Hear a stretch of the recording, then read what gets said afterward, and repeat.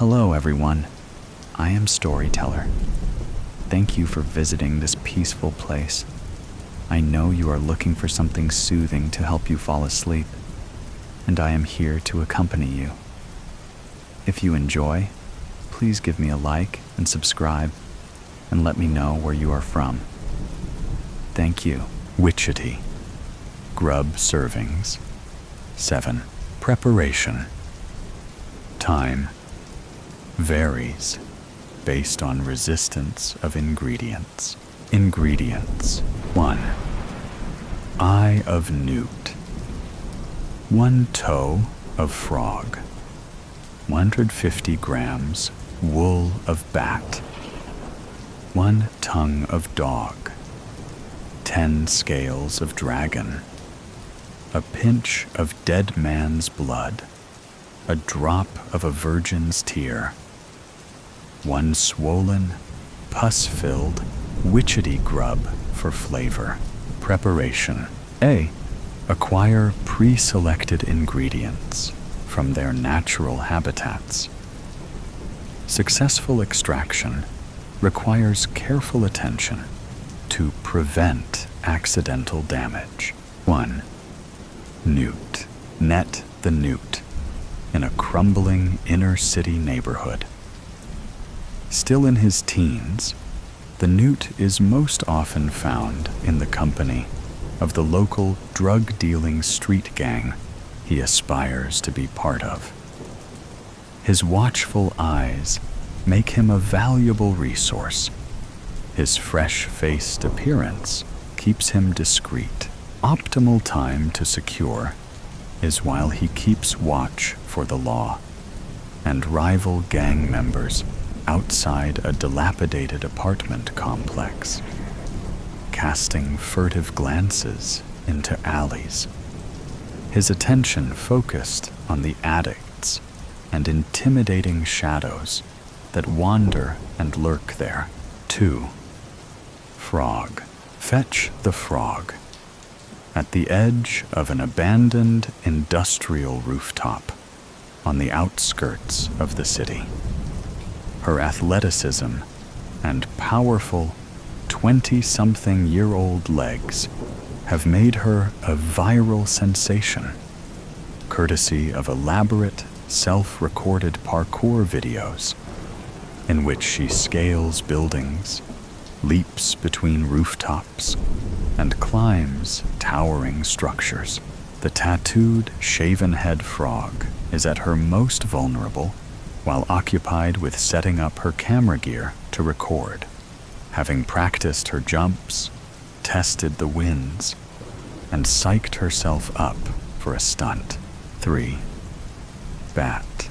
Bag the bat in the darkness and privacy of her lavish bedroom, whilst she slumbers in the soothing shawl of night.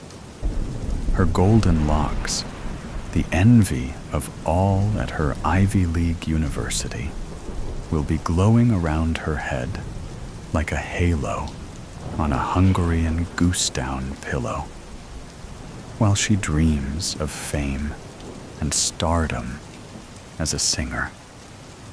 Take care to wrap the bat's hair neatly around her head 3 times before removing her from her covers and spiriting her away through the unlatched window of her family's Haven Heights home. 4. Dog. Drag the dog from the smoking hut at the rear of a downtown comedy hall, where he smokes alone after a rough set. An up and coming stand-up comedian, his wit and sharp tongue are capable of cutting down hecklers with cruel precision. With thick skin but flimsy material, the dog can be secured when the night sighs with disappointment.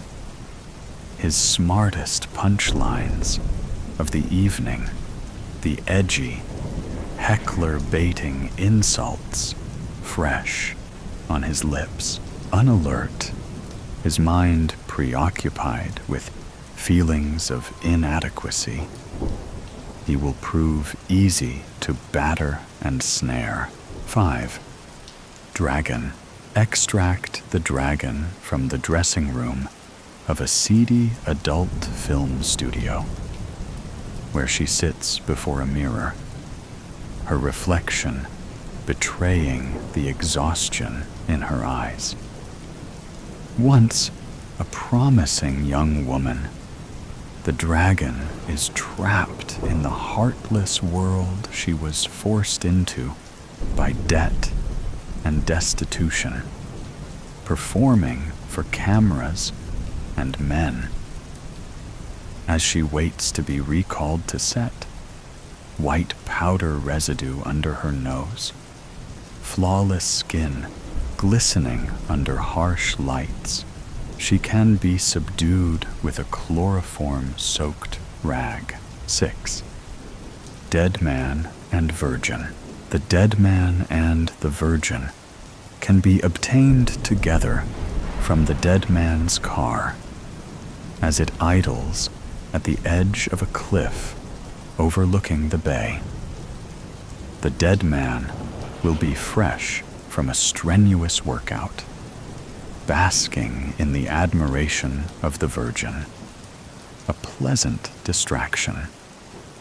The infatuated virgin, surprised to have secured a popular male's attention, is keen to impress for validation. His cockiness and her insecurity are the perfect combination of toxicity, making them vital ingredients for the pot. As the virgin is coerced to take things to the next stage, anesthetic gas introduced to the vehicle through its exhaust pipe will render them ripe for the picking. 7. Witchetty grub. Remove from the stockpile in the larder, as previously instructed to prepare. B.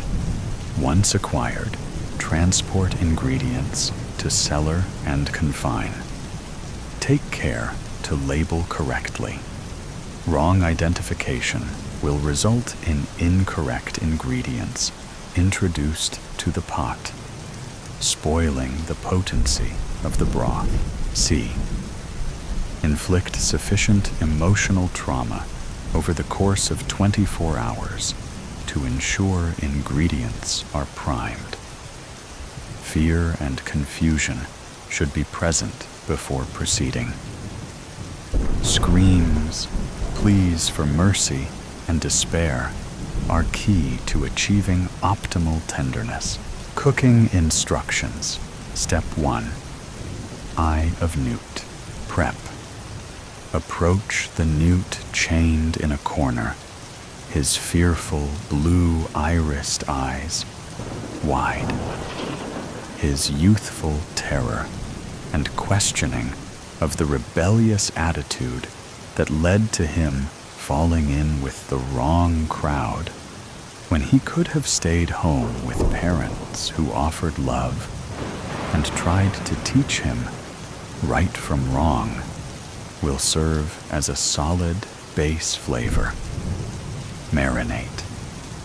Let him feel the knife's serrated touch against his cheek, heightening his fear and emptying his bladder.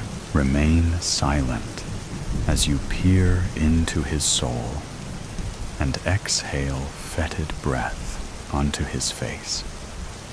Smirk as you move the tip of the blade to the swollen, tear-infused bag beneath his left eye and start to shimmy it in. Allow the newt to scream as you pierce the eyeball, making your black, crooked teeth the last thing it sees. Harvest. Extract the eye swiftly, ensuring it stays moist. Sever the optic nerve with teeth and drop the excavated eyeball into the cauldron of bubbling broth, allowing its partner to watch from the head it remains housed in. Step 2. Toe of frog. Prep. Open the door to the cage of the naked frog, whose legs twitch as they struggle against their restraints. Her death-defying leaps and infinite recklessness have been reduced to paralysis and nervous kicks. This now caged force of once unstoppable urban adventure will add a tangy zest to the mix. Marinate. Trace a wart-covered finger along the side of a foot, then over each one of her toes, drawing out a series of gasps. Let her realize that no jump can save her as she shirks away. Grab the foot firmly and place the blade against its biggest toe, making it quiver and curl. Watch the frog's face contort and savor her cries as the knife digs deep into the skin. Harvest. Sever the toe at the joint. Allow it to twitch in your fingers as she cries in pain. Eyes locked on the almost insignificant but oh so important digit that aids with her balance. Drop the wriggling toe into the cauldron, letting its spasms add ripples to the broth. Step 3. 150 of wool of bat. Prep. Release the bat from her crate and comb out her lustrous locks, tangled and matted from confinement. The scent of confusion and fear for her life is sickly sweet, but the odor of her wounded pride outweighs it.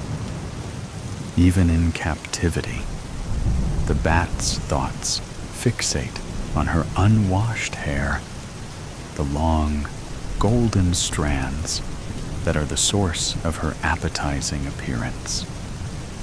Marinate. Run fingers through hair, untangling strands with care and soothing the bat with gentle shushes. Admire its luster. Appreciate its silky, smooth feel. Let your withered flesh tingle under its softness. Watch her grimace through tears, trying to coax out some mercy. Then grip a handful of hair and yank back her head.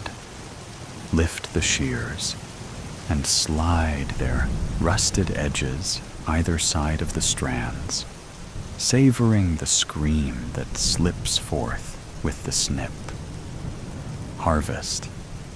Shear off 10 handfuls of finest silken hair and place on weighing scales until 150 grams of the bat's identity are harvested. Let her sob uncontrollably as she watches her beauty diminish, mourning the loss of her hair like the frog mourns her toe. Toss the locks into the cauldron and stir, imbuing the soup with a peppery nuance. Step 4. Tongue of dog. Prep. Leave the dog tied to his chair, blindfold in place, but remove the gag from his mouth. His trademark smirk will be absent, replaced with the babbling pleas that come from an understanding that no witty repartee can save him. Allow him to lick his dry lips one last time, moistening them with the mock-yielding lubrication that gives them their tartness. Marinate. Let the dog wield his words like weapons, shouting, cursing, trying to bargain with a devil. Stand quietly as he struggles against his restraints, powerless in the face of unyielding malice. When his adrenaline-fueled vitriol falters, take his chin in a vice-like grip and tug his tongue from his mouth. Slide the shears over the muscle and ease them together. Harvest. Slice through the tongue, severing it cleanly at the base. Watch crimson blood spurt forth, filling the dog's mouth and coating his chin. The ragged stump will quiver as he chokes, his sharp tongue reduced to a useless lump. Toss the fleshy piece into the broth, seasoning it with the sourness of insults. Step 5. 10 scales of dragon. Prep. Remove the hood from the head of the dragon, where she lies strapped to a metal gurney. Dark circles under her eyes mar her otherwise flawless skin and the exotic looks that brought her success. Her fingers tremble from the withdrawal, gnawing at her veins, while the makeup caked on her face fails to conceal the bitterness that came from a life she never wanted. Bitterness that will add complexity to the brew. Marinate. Stand behind the dragon and caress her cheeks, pressing into plump, pillowy skin. Feel her body freeze as your nails scratch the surface. Hear her breathing quicken as she wonders what new hell is about to unfold. No words will leave her lips, even when the razor is brought into view and left to hover over her nose. But the flicker of horror in her eyes will betray her terror. Bring the blade down and slice through her supple cheek like butter. Harvest. Carve 5 1/3 strips of skin from each cheek.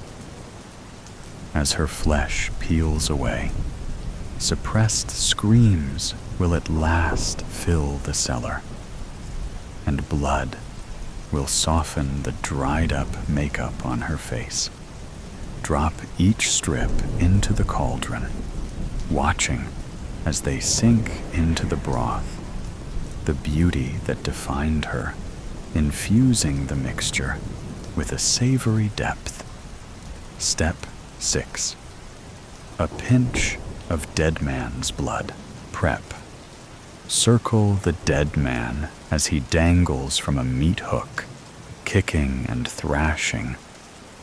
This man, this bully, this self-obsessed, so-called alpha male who has spent his life stepping on others, viewing women as objects and treating people as conquests, will add an acrid taste to the blend, which, when balanced with the richness of the other ingredients, will create something truly sensational. Marinate. Lunge from the front and use shears to cut his shirt from waist to neck. Expose chiseled abs and toned chest, then replace shears with dagger and start to stab. Apply slight pressure at first, tenderizing the flesh with shallow punctures, enough to extract delicate beads of blood. The dead man's bravado will crumble as the jabs become deeper. Wait for the realization that he cannot escape to appear in his eyes. Then draw the dagger back and plunge it with full force into his chest. Harvest. Guide the blade through ribs into the dead man's heart. Watch the fire in his eyes fade as his life-giving treacle spills out. With the dagger protruding from his chest, hold a tarnished teaspoon close to the wound. Wait for his last wheezing breath to rattle out, then catch a drop of syrup in the spoon, drizzling it into the cauldron to add pungency. Step 7. A drop of virgin's tear. Prep. Release the virgin from the cupboard under the stairs. Take her by the arm and drag her from the dark into the cellar. As her eyes adjust to the light, let her witness the gruesome sight of her dead boyfriend hanging from a hook, blood beneath him. Marvel at the way in which she mourns him and howls in torment. Her naivety and emotional dependency preventing her from seeing he is no loss. Her saved innocence promising a nectarous punch. Marinate. Stand back and let the scene unfold. Listen to the virgin's cries grow louder.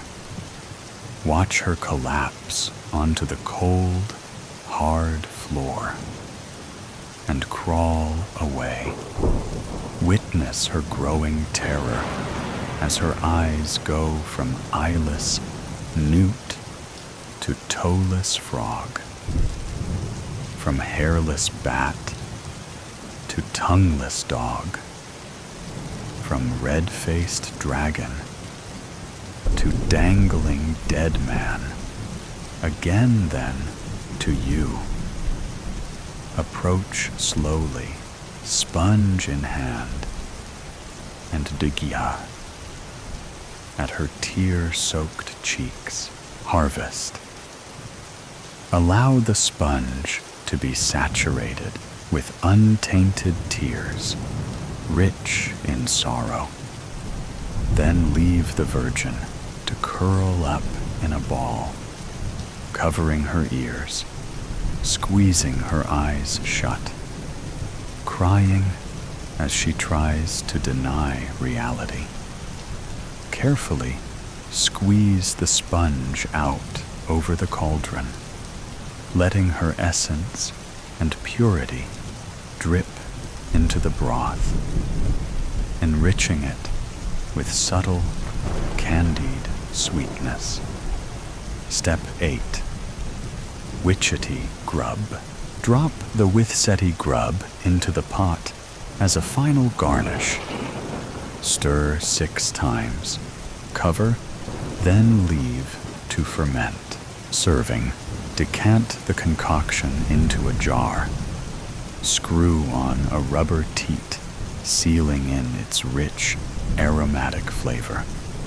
Suck a single drop into your mouth. Feel your body shudder as the magic flows through it, transforming your hair and your skin, restoring your youth. Indulge a fit of cackling, your voice echoing through the chamber. Then offer a word of gratitude as you depart. Optional flourish. Before leaving, kiss a spell-cast crystal and roll it to the center of the floor. In time, when the ingredients feel brave enough to assist one another, they will turn their traumatized gaze upon it, each seeing in it the future they have been spared. The newt, murdered by his gang, after failing as a lookout during a hit. The frog, falling to her death as a result of an overly ambitious jump. The bat, caught in a house fire, her hair igniting to prevent her escape. The dog, stabbed by a heckler after an insult goes too far. The dragon, overdosing to escape the life her looks keep her trapped in. The virgin, dying at the hands of the abusive dead man. Extract from Witchetty Grub, Edition 7. Recipes for preservation. Broths using humane ingredients and ethical processing methods. Gloria. They liked to share these idyllic, quiet moments in front of the mirrored dressing table. George combing Georgina's hair. It was something soothing, calming, and therapeutic, a necessary and intimate ritual, an important part of their relationship, which they had been doing together since they couldn't remember, certainly since childhood. In complete silence, never a word spoken, Georgina in a catatonic state of mind, completely immobile, a trance-like state. George slowly, softly, gently glides the brush through her long tresses of hair. This quiet ritual went on for hours, quietly, blissful. They were inside a bubble of tranquility. Gloria watched on, grinning from ear to ear, lolling against the chair, propped up with cushions. Gloria had seen it all. Gloria was a gift, a valuable gift of subterfuge for George, a bribe from his parents to keep him quiet, keep his mouth shut, about the secret that must be kept in the family. No one, absolutely no one must know. You know that, George, don't you? His parents would explain to the innocent ears of George. This is Gloria. You can whisper in her ear if you ever want to talk to someone about it. Okay? Gloria became the listener, the therapist. And then she would pass on the secret information to Georgina.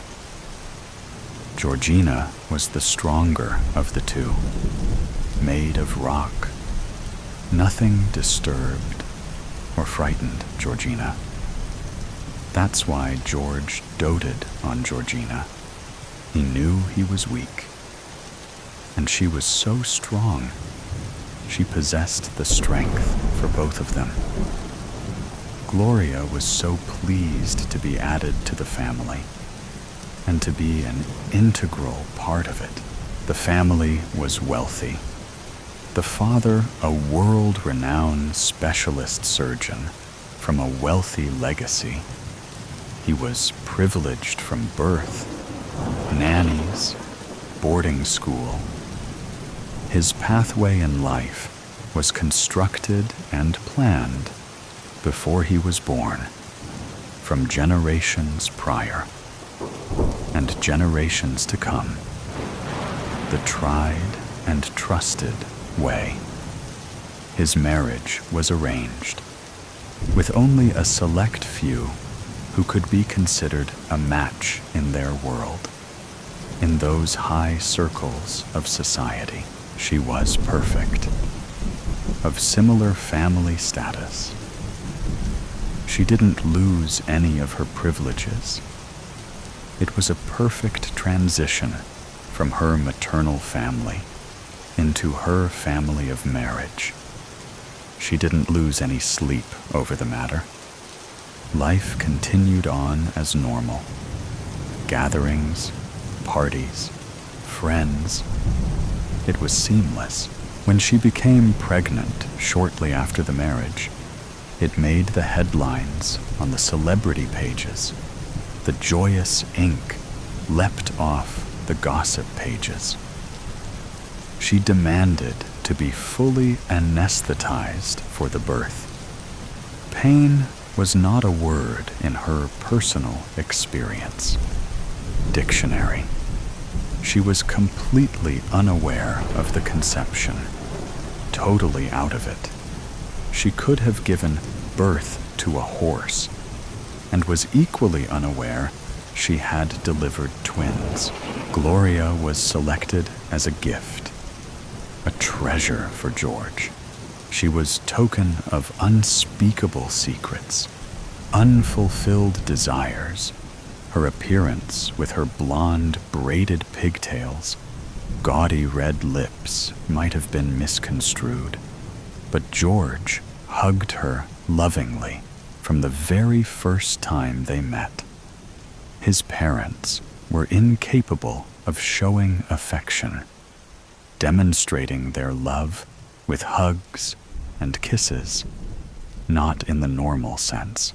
It was not accepted in their constrained, unemotional legacy, their upbringing, and it continued in this generational circle of supposedly refined upper-class family and friends. When Gloria arrived, George understood what he was missing. A feeling of unknown nostalgia for simpler circumstances, which he didn't have an inkling about or any comprehension that it existed. Another life, a different life, a life uncomplicated, without the subtle stresses or pressure continuously made by his parents. George always felt vulnerable, awkward, a feeling of an unfinished project in the presence of his parents. On the rare occasions he was allowed into company of his parents' friends, such as cocktail party events or saying farewell at nighttime, George was nervous, uncomfortable. Shyness overcame his speech as he stood dumb and gormlessly in front of the onlooking adults, inspecting George like an alien life form. "Strange boy," they would whisper as he turned his back on leaving the room. George heard the whispers, these overheard comments, like so many others, send him further into his interior, cave of solitude and despair. At least George had Gloria to confide in, he always thought, and the thought consoled him. In the eyes of his parents, Gloria's arrival filled a gap. Gloria symbolized a desire for perfection and control over George, which was completely immoral. The family secret must be suppressed at all costs. George was getting older and wiser. Gloria was introduced with the sole intent of keeping the family secret secure. Everybody was aware that George was the weak link in the subterfuge, the conspiracy, the dark secrets of the family. Gloria was the guardian. She was central to it all, and that made her the gatekeeper to the whole incestuous situation. She was the overseer and protector. The only person Gloria confided in was Georgina. Gloria's secret was safe with Georgina. "Doing a good job, is he? That's about all he is good for, combing your hair," Gloria said sardonically, without moving her lips like a ventriloquist dummy. "George is a sweetie, stupid as an ass, but he is my loving brother, and I will always protect him, even from your foul mouth." Georgina replied defensively, "He's so stupid. He can't hear us, or he ignores every word. The truth. He's a lame brain." Gloria continued her verbal attack. "You are the smart one, the strong one in this family. Georgina, if it wasn't for you, we would still be in the clutches of those dinosaur parents, the molesting evil creeps." Gloria continued, "Don't say a bad word about Mummy and Daddy like that. Shut that vile mouth of yours, Gloria." Georgina was getting agitated now, but George continued the slow grooming strokes, undeterred, and it seemed oblivious to the conversation between Georgina and Gloria. The smooth grooming strokes of brush helped Georgina to keep her temper, remain calm. "I won't tell anybody what you did. Don't worry. Those abusers of innocent children deserved it. Justice was served. Only you. Georgina had the balls to do it. George doesn't have what it takes. Never did. He always hid behind you, scared of his own shadow. The stupid one."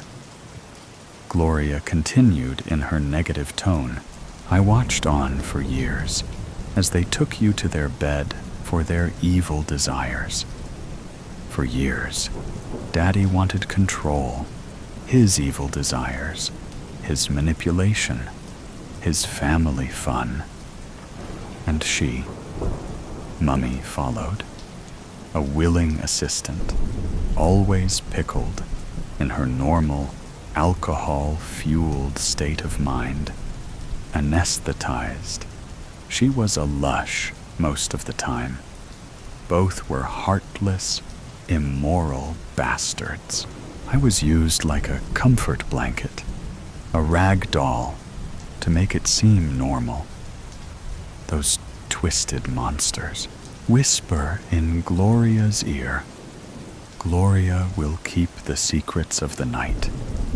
Gloria will make any pain go away.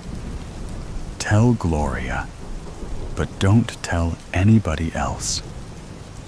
Gloria mimicked the parents' words to their sexually molested victim. They deserved what was coming. George dropped the hairbrush and went to Gloria and started hugging her, whispering in her ear. "What did he say?" asked Georgina. "He says he loves me. And will I forgive him? Will I forgive him for his weaknesses?" Gloria replied, "Always the same. He's that stupid. He thinks it's his fault." Gloria was angry. "Don't be too hard on him. We need him to be his normal, complicit self. We need his continued silence. We need him to keep his mouth shut now, more than at any time. These are dangerous times. No slip-ups. We all need to stick together. Otherwise, there will be trouble for us all, including you, Gloria. Understand?" Georgina continued to look into the mirror, but her steely eyes and tightly drawn mouth emphasized the words. It was a threat. "Don't you trust me, Georgina, to keep your dirty, obscene family secrets locked away in my head?" Gloria said in a challenging, teasing manner. She was goading Georgina. Georgina lifted her right hand. Both hands had been hidden from sight, low between her parted legs during the long grooming process. As she lifted the concealed right hand, one could now see she was holding the blade of the 9-inch carving knife, splashed in crimson blood. The blood stood out a dark, dull shade of red against the shiny silver blade of the knife. Slowly, she raised the blade higher and then held it above her head. She held the pose and slowly turned her upper body and head to face Gloria. Unless you are looking for the same Gloria, I would recommend you keep your mouth shut, as you always have. It was the reason you were ingratiated into this family. Your loyalty has kept you alive and your dirty mouth tolerated. Your circumstances can change fatally if you start to change, my dear Gloria. Georgina glared at Gloria threateningly. Now, let's clean up the mess.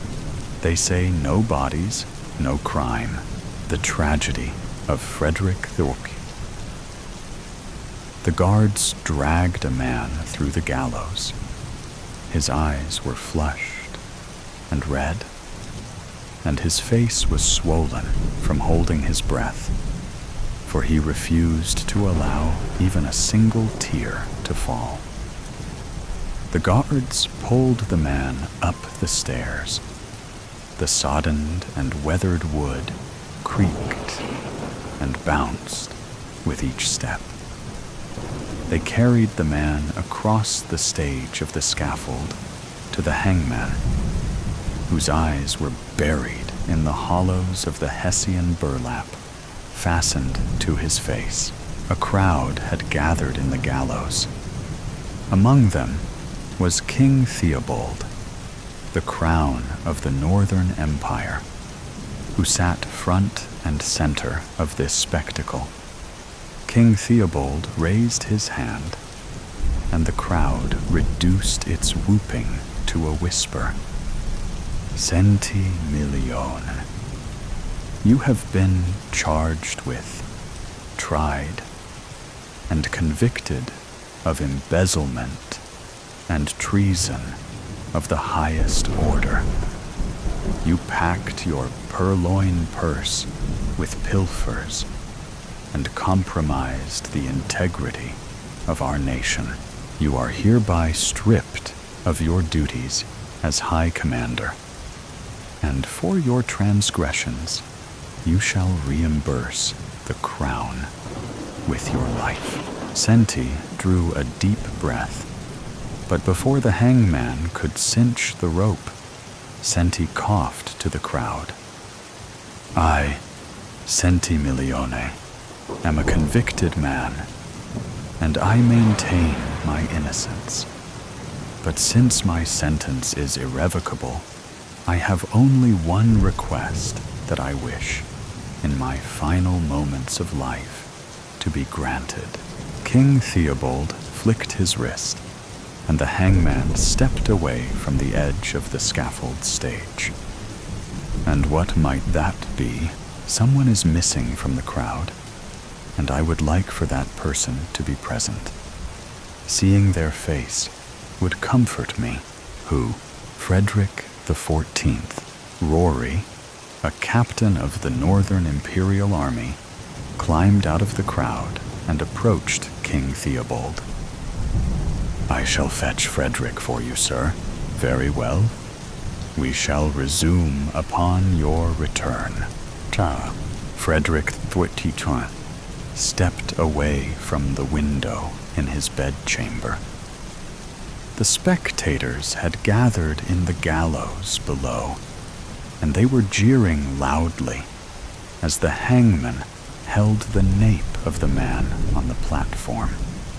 Frederick threw his back to the wall near the window, working his thumb and pointer into the fissures of his forehead. One moment, I'm the chief officer, and in the next, I'll be High Commander. High Commander, I'll likely be crowned tomorrow. I must prepare. Frederick, at his desk, retrieved paper and a fountain pen, then began to write. Dearest King Theobald, our illustrious crown, I am most truly obliged to you. An image twinkled in his periphery. Across the room, above the mantel, there was a painting, a portrait of 3 men of similar stature and countenance to each other. Also to Frederick IV, but to a lesser degree. From on high they stared down at Frederick XIV as he crossed the room towards them. Tomorrow, I shall be named High Commander of the Northern Imperial Army, and I will follow in your footsteps. And maybe one day, my personage will join yours in portraiture. He received 2 knocks at his door. Who's there? Celia, sir. Captain Rory would like to join your company. Frederick opened the door to reveal Celia, the chambermaid, and Rory, a step behind her. Rory. Sir, there has been a request made for you. What is the nature of this request? Am I allowed inside? Frederick ushered Rory inside. King Theobald has granted Senti one wish. Has he not been executed? In only a moment's time. But never mind that, Frederick. Senti's wish is to see you. Frederick flew across the room and away from Rory. See me? For what reason? Frederick, you are but his dearest friend. What is the reason for your delay? Frederick turned his back to Rory. There is no reason other than that I would not want to see a hanging in the gallows. But you have witnessed your fair share of executions, none of which have been dear friends, Frederick said. So what shall I tell Senti?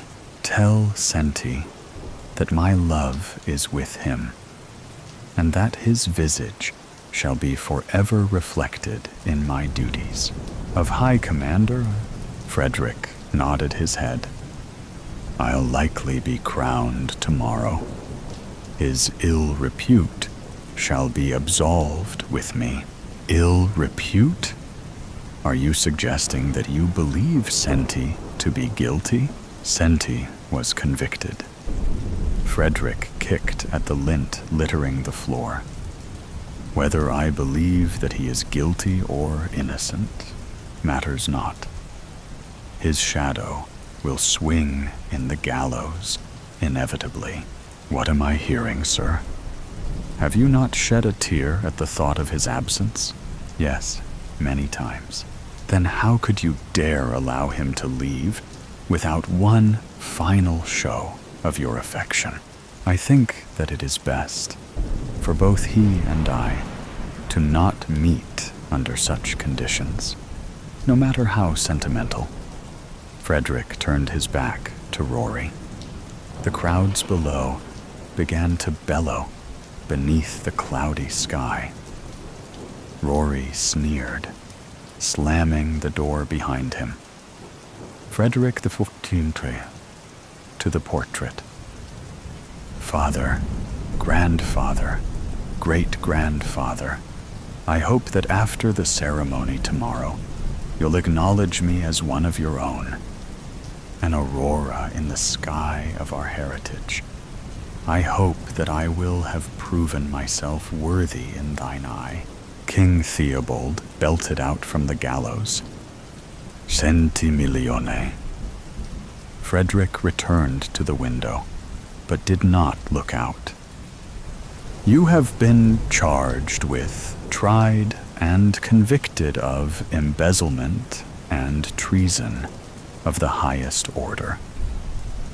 You packed your purloin purse with pilfers and compromised the integrity of our nation. you are hereby stripped of your duties as High Commander, and for your transgressions, you shall reimburse the crown with your life." Frederick's face twisted centripetally into his head, wringing out but one tear that trekked the contour of his cheek to his chin. King Theobald, "Hangman, allow Centimilione to pay his debts." The wood of the gallows outside creaked. The lone tear from Frederick's face croaked when it splattered across the floor, and the sound of Centi's final grunt echoed. To patrilineage, the wind stirred recklessly, carrying waves of rainwater across the land. Lightning found Frederick's bedchamber, and thunder clapped in his ear, waking him from his slumber. He held his aching head. "Celia, Celia." The chambermaid rushed inside with a candelabra. "Yes, sir." "I cannot see." With the candle from her candelabra, she lit more candles, placing them at various spots throughout the room. "Fetch me a glass of water. My head is tender and sore." Celia left the room. Frederick laid on his pillow until he heard a voice. "Son." Frederick opened his eyes, and standing at his bedside was his father, Frederick the 13th. "We must go now." Frederick could see his grandfather, Frederick the 12th, staring out of the window, and Frederick 11th, his great-grandfather, admiring the portrait. Father, grandfather, great-grandfather, why must you leave now? I seek wise counsel. Your ways have offended us, Frederick XI said. There is no way that we could accept you as you are, Frederick XII said, and we will not offer wise counsel. Your legacy is now your own. Frederick XIV said. Thunder hammered, and lightning seemingly struck the center of the bedchamber, forcing Frederick XIV to shield his eyes from the blinding light. Frederick opened his eyes. Father, Father. Frederick searched the room, but they were gone. In their wake, he padded across the parquet floor to his mantel. He squinted at the portrait, and what he saw poisoned his heart. Only the 3 heads of his patriarchy remained. Their bodies had disappeared entirely. Celia handed him the glass of water. Are you okay? Frederick kept his face in the fold of his elbow. He thumbed up at the portrait. Tell me what you see, Celia. Your great-grandfather, grandfather, and father. Can you see the whole of them? Yes, sir, I can. I must rest. Frederick chugged his glass of water and sent Celia away before climbing sluggishly into bed. He laid with his eyes wide. The torrent raged outside. I declare war. Frederick snapped his fingers. More spirits. He reclined in his gilded chaise lounge with a glass in his fist, which Celia refilled. Frederick finished the glass in one gulp, then dropped it. The thick crystal thumped across the varnished wood. He stumbled from the chaise lounge and grabbed a hold of 2 harlots, and they guided him to the bed. Present were 2 officers, Francis and Giles, each heaped with a pair of women, and spirits in their midst. "How's it feel to have an empire under your command?" Francis jeered. "Grand, and the luxury to rest on your laurels in the lap of an impregnable kingdom," Giles said. "Swell." Frederick looked to the women. "Kiss me, will you?" The 2 women pressed their faces into his. He received a knock at the door. "Who dares disturb me?" Frederick burped. "Celia, sir." "Are you aware, Celia, that we are engaged in official military duties?" "Yes, sir." "Then why do you bother our securing of this great nation?" "The chief officer says he must see you now." "Allow the sap in." Rory rushed in. "Mr. Rory, chief officer, have you come to join in the luxuries afforded to our ranks?" "No, sir." "Then why do you—" Frederick burped again. "Why do you dare interrupt our briefing?" "The Southern Empire, sir," Rory said. Frederick slurred. "Yes." "They have declared war." Frederick puckered up instantaneously. His eyelids spread wide. His pupils shrunk to little black dots, and his eyes receded far into skull. He folded his dressing gown across his chest and crossed his legs. "The South has declared war, you say? What must we do?" "But you are the High Commander, right?" King Theobald rejected their demands and accepted their declaration of war. He has since issued a decree. "Very well."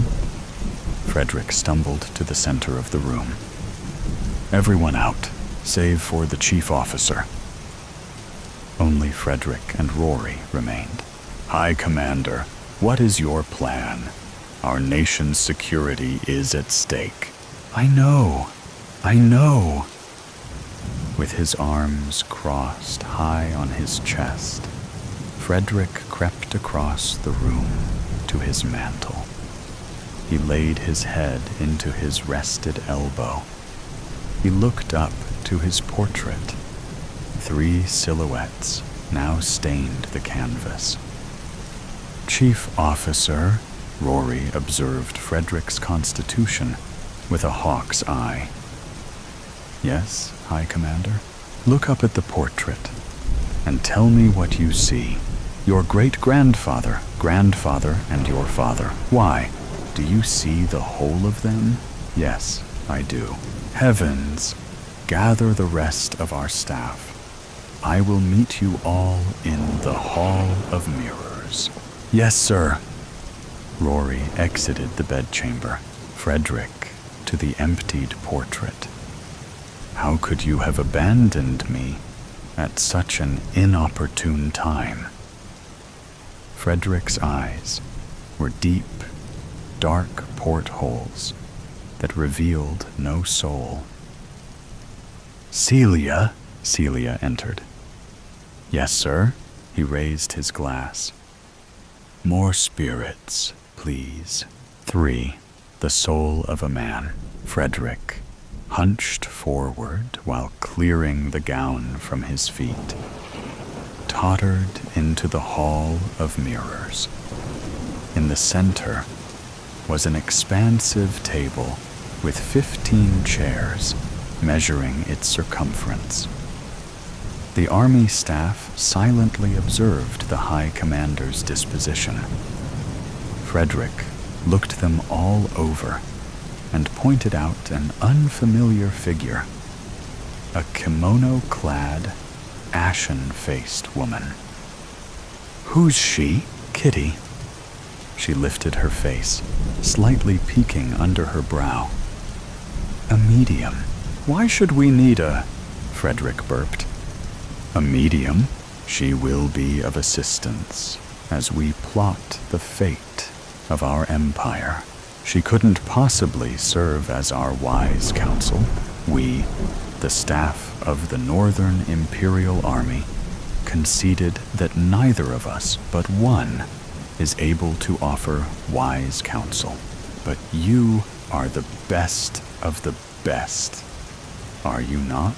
Our very best was plucked from among us, Rory said. Now we must seek wise counsel elsewhere. Where else? From beyond the grave.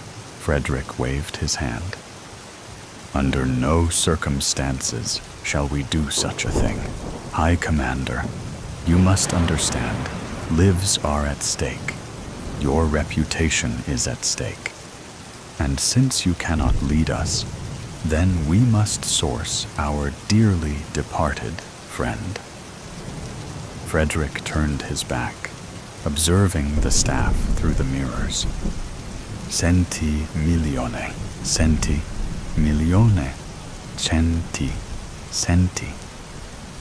Frederick humbled into the circle of fog on the glass. You remember him, don't you, High Commander? Right. Of course. Why wouldn't I? A great man. Then there should be no objections. Rory turned to the medium.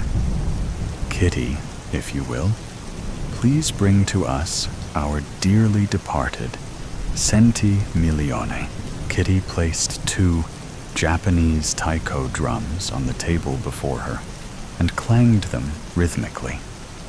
She left them alone, and the rhythm continued in her absence. She leaped weightlessly from the floor. With the fabric flagging from her frail frame, she raced across the polished mahogany from end to end, mumbling a chant. She stopped. On her back, she convulsed atop the table, arching her body before falling to the floor. From the floor, a figure rose, the soul of Centi milione. The army staff could not believe their eyes. Centi? Rory, it is I. The two hugged. Staff, what a pleasure to be in your presence once again. Centi found that Frederick was huddled in a corner of glass. Frederick, my dear friend, join us. How? Frederick crawled to the table side. It has been so long since I last saw your face.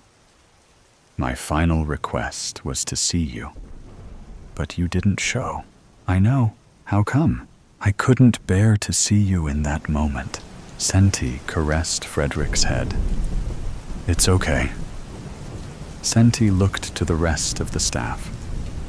So, why have you summoned me? Rory pounced. Our great empire is at war. There should be no issues then. A Frederick is amongst you. We seek wise counsel. Rory continued. Centi looked down. Frederick IV avoided Centi's gaze. Centi jousted Frederick. Have you spoken to your father? Frederick was silent. Well, have you? Rory barked. Yes. And your grandfather? Centi continued. Yes. Your great-grandfather too? Yes. Great. What did they say? Frederick broke free and ran to a mirror across the room. This cannot be, he whispered to himself. Centi followed. What's the matter? Frederick broke free once more and darted to another mirror. This can not be. How could it be? Centi met him there as well. Frederick didn't resist. Centi, tell them how good of a friend you were to me. Frederick brushed Centi's ghastly complexion. You were a good friend, but I was not. Rory stood up at the table. What do you mean, my friend? Senti asked. Frederick looked up at the ceiling, but seemingly beyond it. For my entire life, I walked the path of my predecessors, but I could never keep pace. And now, they have sprinted far ahead of me. They came to me in the night and informed me that they must leave my side, that I had offended their honor and ripped my name from the annals of our history. What could you have done that was so abhorrent? Frederick wept until he regained control of himself. When you called out for from the gallows, I was afraid to see you. You broke the chain that linked me to my father, my grandfather, and my great-grandfather. All I could see was their scorn and shame. Frederick looked into Senti's troubled eyes. After the celebration, hosted in King Theobald's honor, he had you arrested. Right, and you were tried. Yes, and subsequently convicted. This is all true. The punishment for the charges leveled against you, hanging in the gallows, was fair, but the evidence, it was fabricated. The staff gasped. I knew it, Rory screamed. That evidence, in light of the celebration that you hosted, I knew it would be the perfect foil, that the pride of King Theobald would believe it. And he did. I told him that you had embezzled monies as well as colluded with another nation, and he accepted my word as bond. The staff sucked in all of the air in the room. Senti pushed away from Frederick with haste. How could you? How dare you? You knew how much that position meant to me, and how right I was for it. You had me killed to assuage your vainglorious greed. Senti was so heated that he could breathe fire. He beamed his scalding eyes at Frederick. You fool. And because you are so, I wish for you to suffer a fool's fate. Senti spun away from them all and reduced himself to a bended form. Kitty reclaimed her seat. Hiding his face in the arm of his dressing gown, Frederick watched as Rory crept slowly to him. Rory rested a knee. I knew from the beginning that you had something to do with it, but no one trusted my word. You call yourself a friend? I should spit upon your trifling head. You do not deserve anyone's pity. Frederick shielded furthermore, his face pressured to burst with tears that refused to fall. You send a courageous man, an honorable man, a competent man to the gallows to satisfy your own selfish pride, and then attempt to replace him with your pathetic inadequacies? Well, I hope you enjoyed yourself, because your time amongst our ranks has expired. Rory stood over Frederick. You drunken coward. You'll believe anything. There is no war. The Southern Empire never declared war upon us. Frederick's face red of shame. Carry him to a cell. He'll stand before King Theobald in the morning, and the hellhounds will drag him from the gallows come nightfall. The staff lifted Frederick from the floor, and he didn't resist. He could barely lift his head as they carried his limp body towards the exit. All that Frederick the 14th could manage was a mumble. I... Frederick relaxed altogether as the air hissed from his drunken lips. Plight at the museum. The car's tires skidded over the rain-wet road, squealing in the night. Edward Reiki gritted his teeth. He didn't like driving this fast, but the situation called for it. This had been the first night after changing the museum's exhibits, his first actual decision on the job. At midnight, he'd gotten a call. The motion sensor alarms had detected someone inside the building. Someone had broken in. What a disaster. He gripped the steering wheel in a white-knuckle grip and fought to keep control of his 2-ton beast. Bernhelm Museum's windows glinted in his headlights like a cat's eyes in the dark. No lights were on. The place lay in shadow. The multi-story building sat still. The alarm's bleat rose over the roar of the rain and the car's rumble. Seeing the place with black eyes whilst the alarm squealed made Edward's stomach shrivel. He wished he had someone else with him now. He had goosebumps. Hell, he'd even take the previous curator, Stanley Graham's. Stanley had lost a few of his marbles as he'd aged. He'd covered the museum walls with paintings of cute puppies and kittens.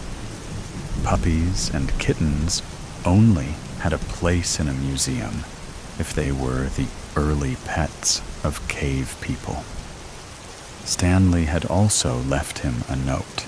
Dear Edward, there is something you should know about the Bernhelm Museum.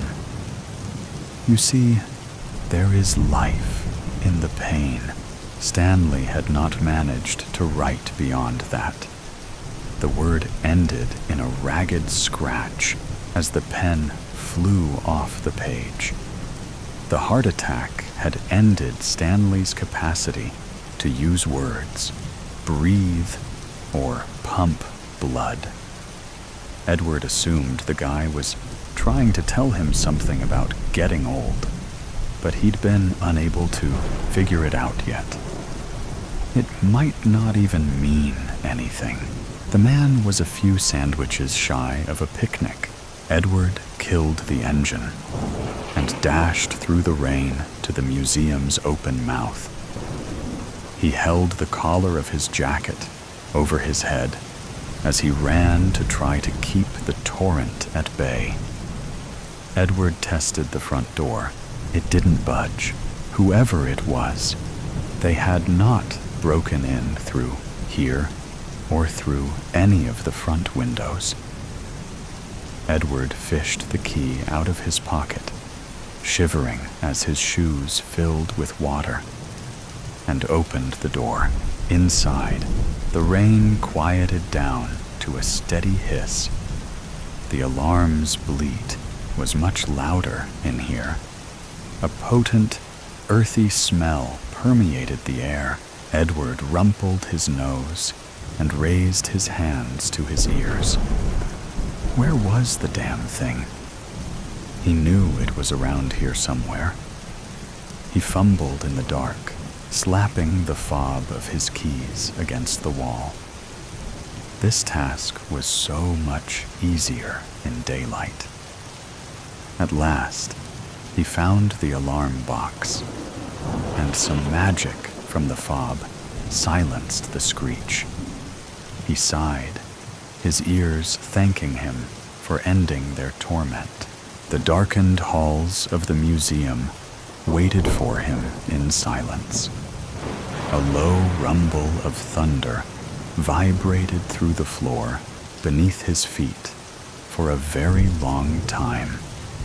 A resounding thump, like that of a gun, echoed down the corridors. The blood turned to ice in his veins. Yes, there was somebody else here with him. Here, in his home, away from home, inside his dream. How dare they? It hurt his soul. When he was a boy, his grandfather had taken him to a natural history museum. The cave dwellers and their early tools had ignited wonder. The fossils and dinosaur bones had cast a magic. The Tyrannosaurus, Rex, mammoths, and megalodons had inspired terror and admiration. Edward wanted only to share the same awe he'd felt the first time. It was an honorable goal. There was an obvious way to achieve this. He had to be the best museum curator ever. But one thing had stood in his way, at least until now. He always started afresh. He came in, did away with the old, and swept in with the new. Edward couldn't stand to leave something standing that wasn't his. It didn't matter whether it worked. He discarded functional systems and inadequate systems. Unfortunately, such an attitude did not make him many friends. And so, he'd bounced around from museum to museum, never quite reaching the desired position. But now, he was Burnhelm Museum's curator. He'd realized his lifelong ambition. At last, after so much struggle, and now this? Youngsters and drug-addled maniacs breaking in, with their spray paints and their broken bottles of beer and their, good God, used condoms. This place was his, and he wasn't about to hand it over to some hooligans or street urchins pulling a prank. Edward scowled and closed the door behind him and locked it. He hit the lights and called out to the intruders. "It's too late to escape," he said. "The police are already on their way." A lie. "You never should have come here." A high-pitched coughing sound bounced around the building. It came from many places at once, back and forth. Edward's eyes widened.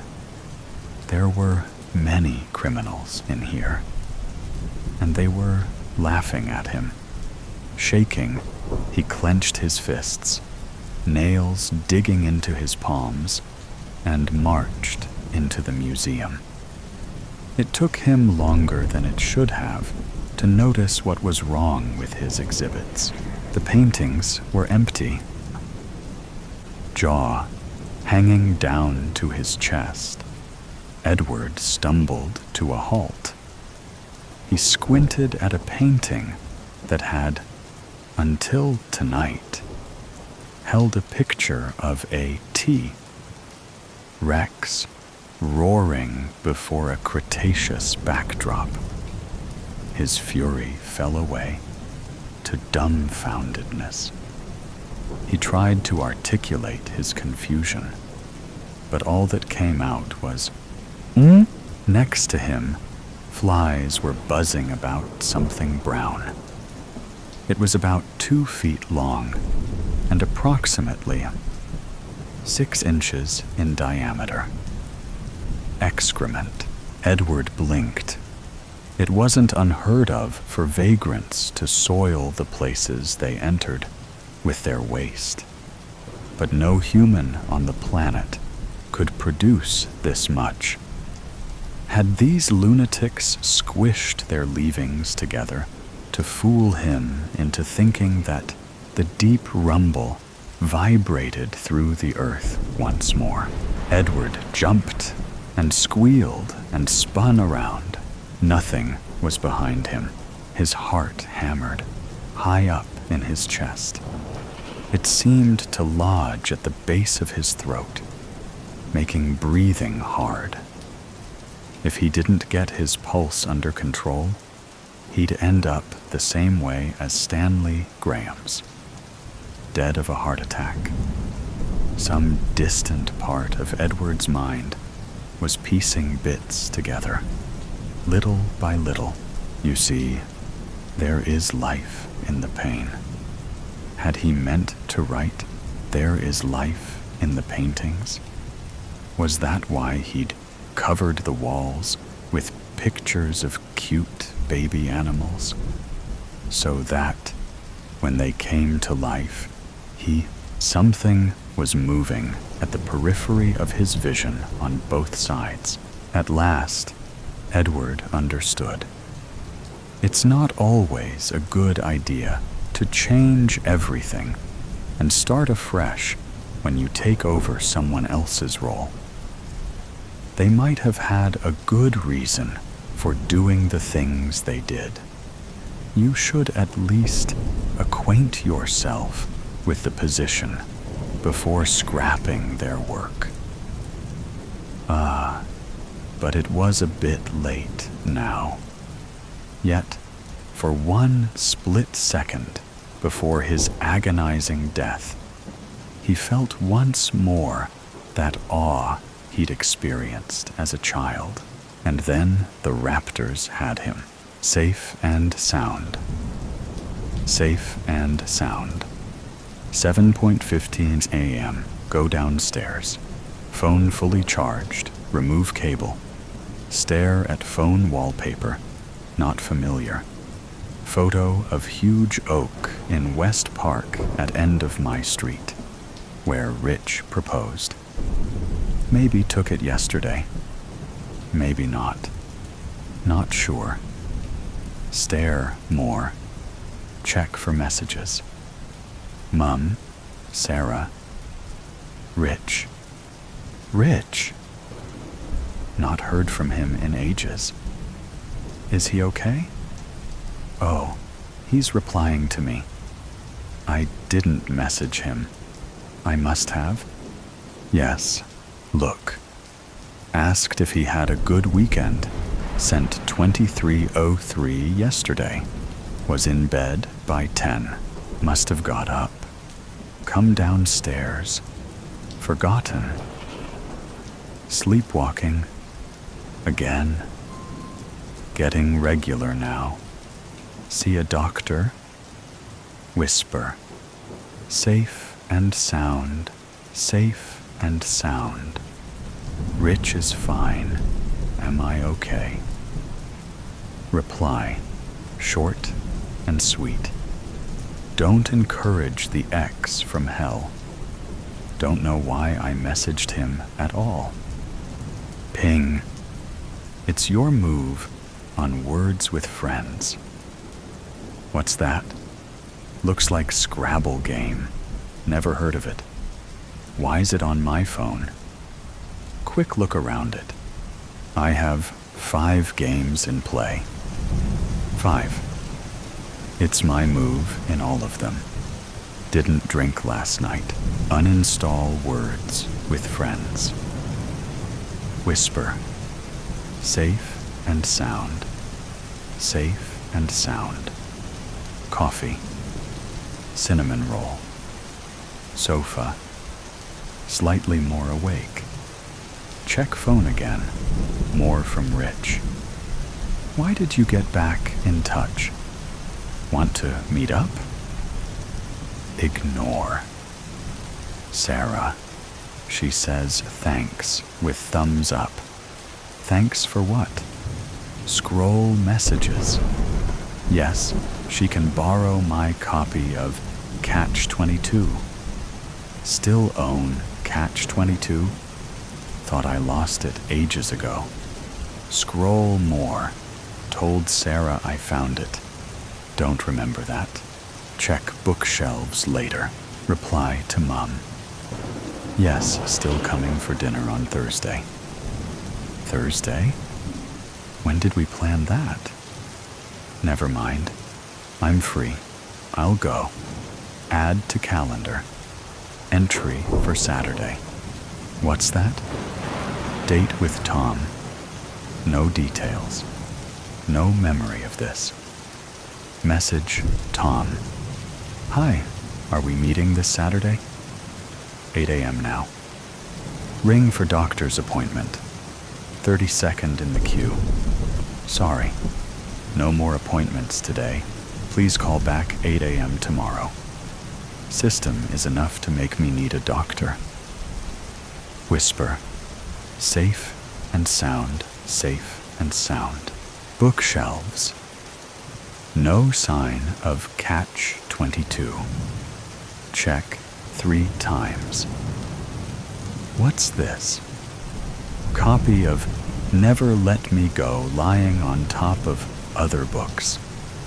I never do that. Do I? Don't remember this edition. Cover is blue with picture of cassette tape. Thought mine was orange with girl in green dress.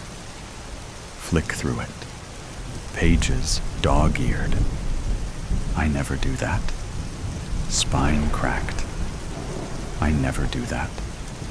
Must be mistaken. Phone beeps. Rich. I can see you're reading my messages.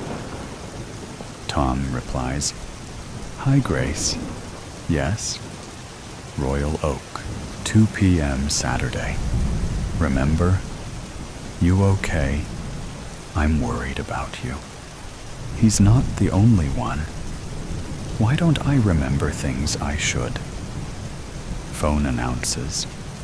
There's movement at the front door. Letterbox clangs. Amazon delivery. Thanks, I think. Not expecting anything. Rip open cardboard zip. Copy of Catch-22. Green cover. Same edition I lost. Open Amazon app on phone. Ordered book yesterday. Did I? Didn't know Sarah wanted it till now. Or did I? Coincidence? Put phone down. Deep breath. Whisper. Safe and sound. Safe and sound. Phone alarm sounds. 9 a.m. Take pills. Yes. Take pills. Go to kitchen. Find clean glass. All glasses are clean. When did I wash up? Tap. Water. Pills. Swallow. Running low. Need to order repeat prescription. Open browser on phone. Doctors is bookmarked. Multiple tabs already open. What are they? First tab. Google, seems about right. Second tab, British Association for Counseling and Psychotherapy. Have I been looking for a therapist? Maybe I need one? Psychiatrist, perhaps more useful? Third tab, Royal Oak. I did book a table for Saturday, maybe. Check for confirmation email. Open Gmail. Premium bonds. You have won a prize.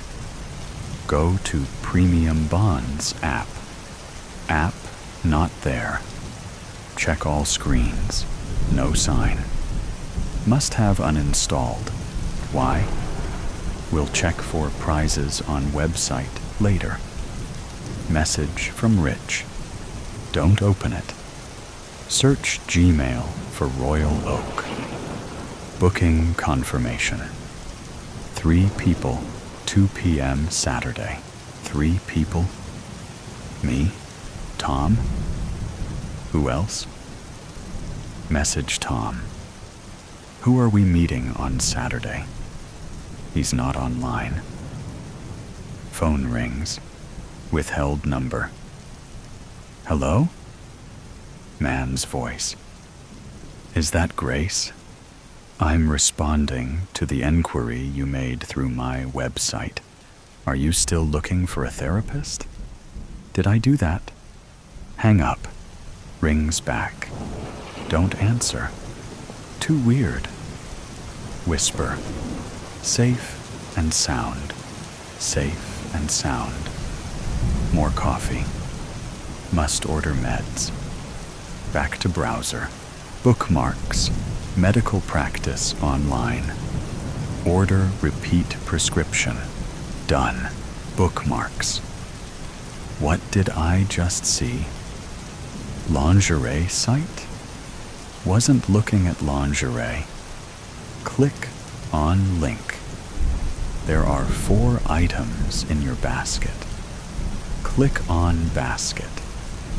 Red peephole bra and matching satin G-string. Pink see-through baby doll. Black crotchless bodysuit. All in my size. None to my taste. Shopping for Tom? Not his thing either.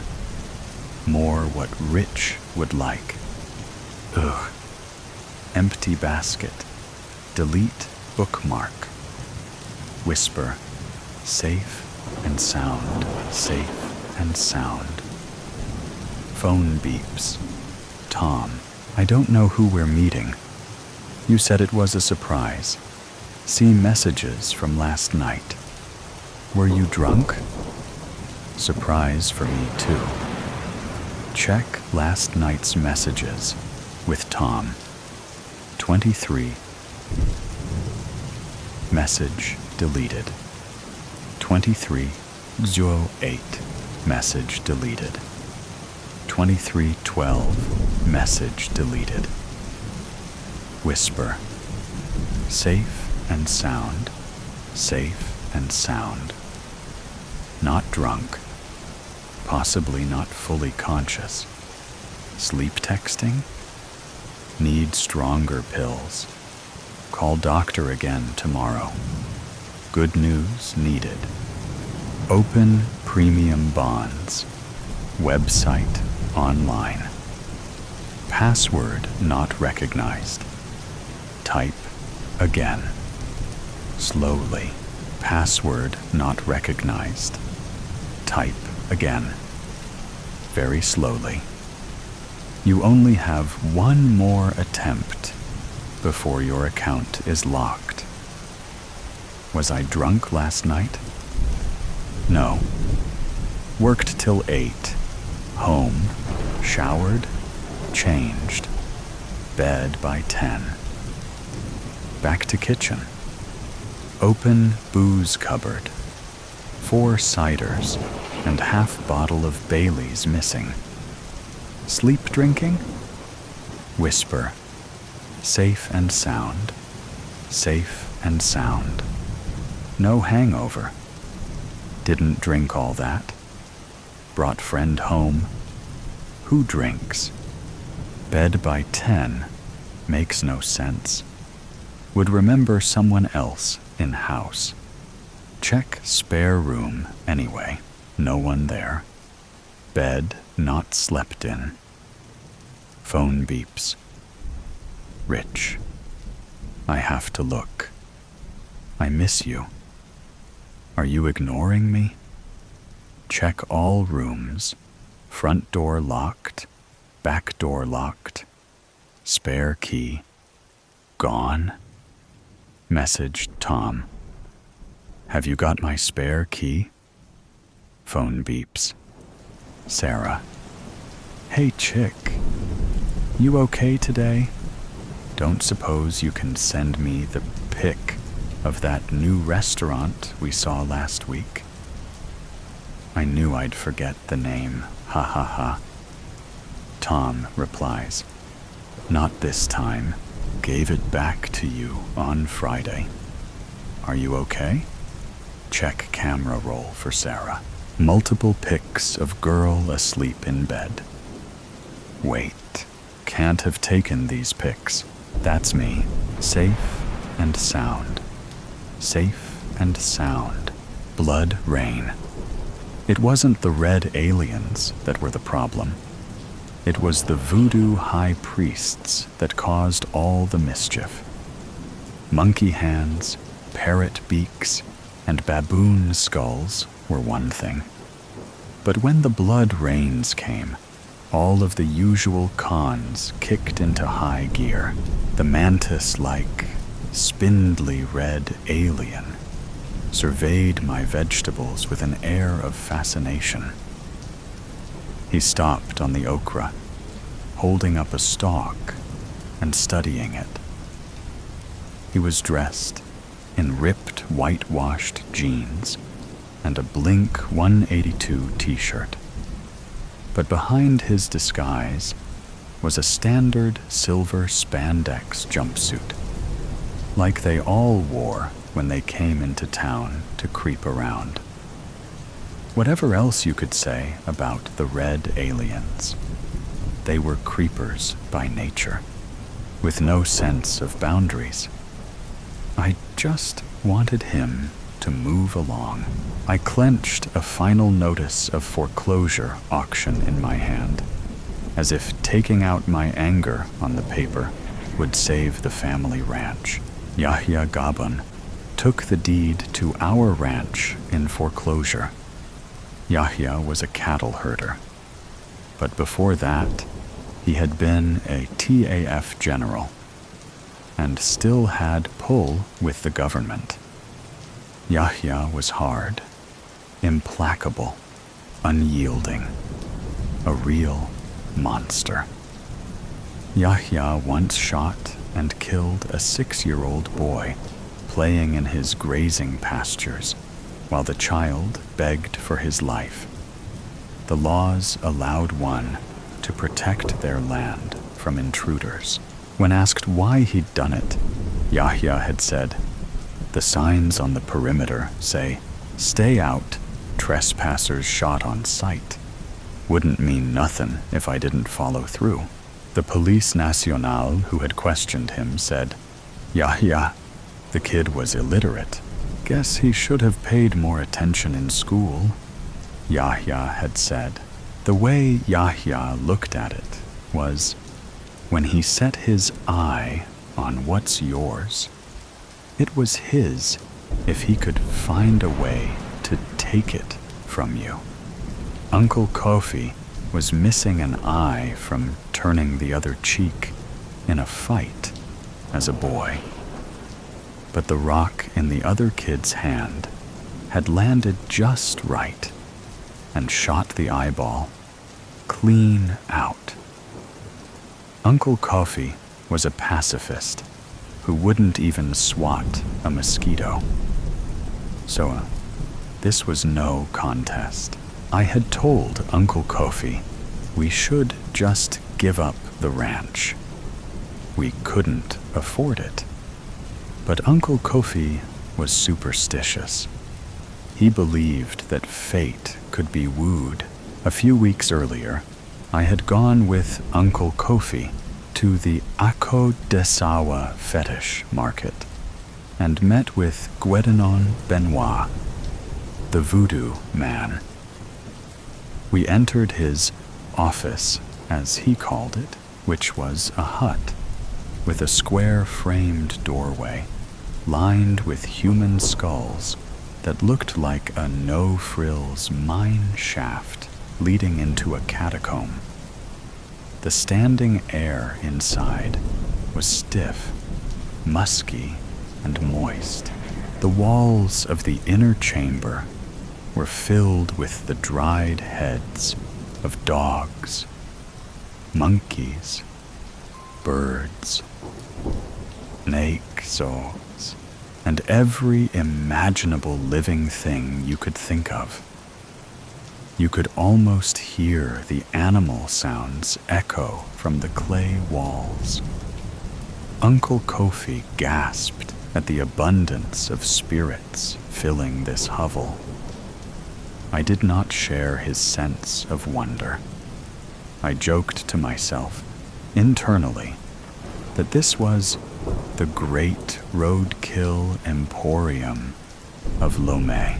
"Here it is," Guédenon said, his rounded jowl stubbled with patches of white, and his bald head shining from the torchlight. The basket was filled with little dried chameleons, with their helmet-shaped heads adorned with horns and bony lumps, like modern-day dinosaurs. It smelled like furry jerky, dried in the humid, tropical breeze. Yes, here we are. After putting a handful of chameleons in a basket, Guédenon gathered a handful of dried parrots, each withered down to the size of a famished mouse. "Now, to change your luck, you will grind up the chameleon and grind up the parrot." Guédenon depicted the grinding while he spoke, taking up a pewter bowl and mallet to make the demonstration, the torchlight reflecting off his bald forehead. "You will mix this with soap and bathe yourself in it. Do this 2 times a day. 3 days, not a day more, not a day less." Uncle Kofi tapped Guédenon on the shoulder while he looked for some other nonsense to sell us. "Did you hear about the Dulaba? You mean about the strangers whose minds could not be read? They were talking about these totems at the village gates by our farm that look like men sitting cross-legged, with arms extruded, and heads of black tar, with seashells for eyes. The guardians, or Dulaba, are supposed to be able to scan the minds of foreigners entering the village to discern if they have ill intent. I heard that the Westerners, the lanky ones, who appeared before the blood rains, I heard that none of the priests could discern their purpose from the Duleba, Uncle Kofi said. "It is true," Guédenon told him.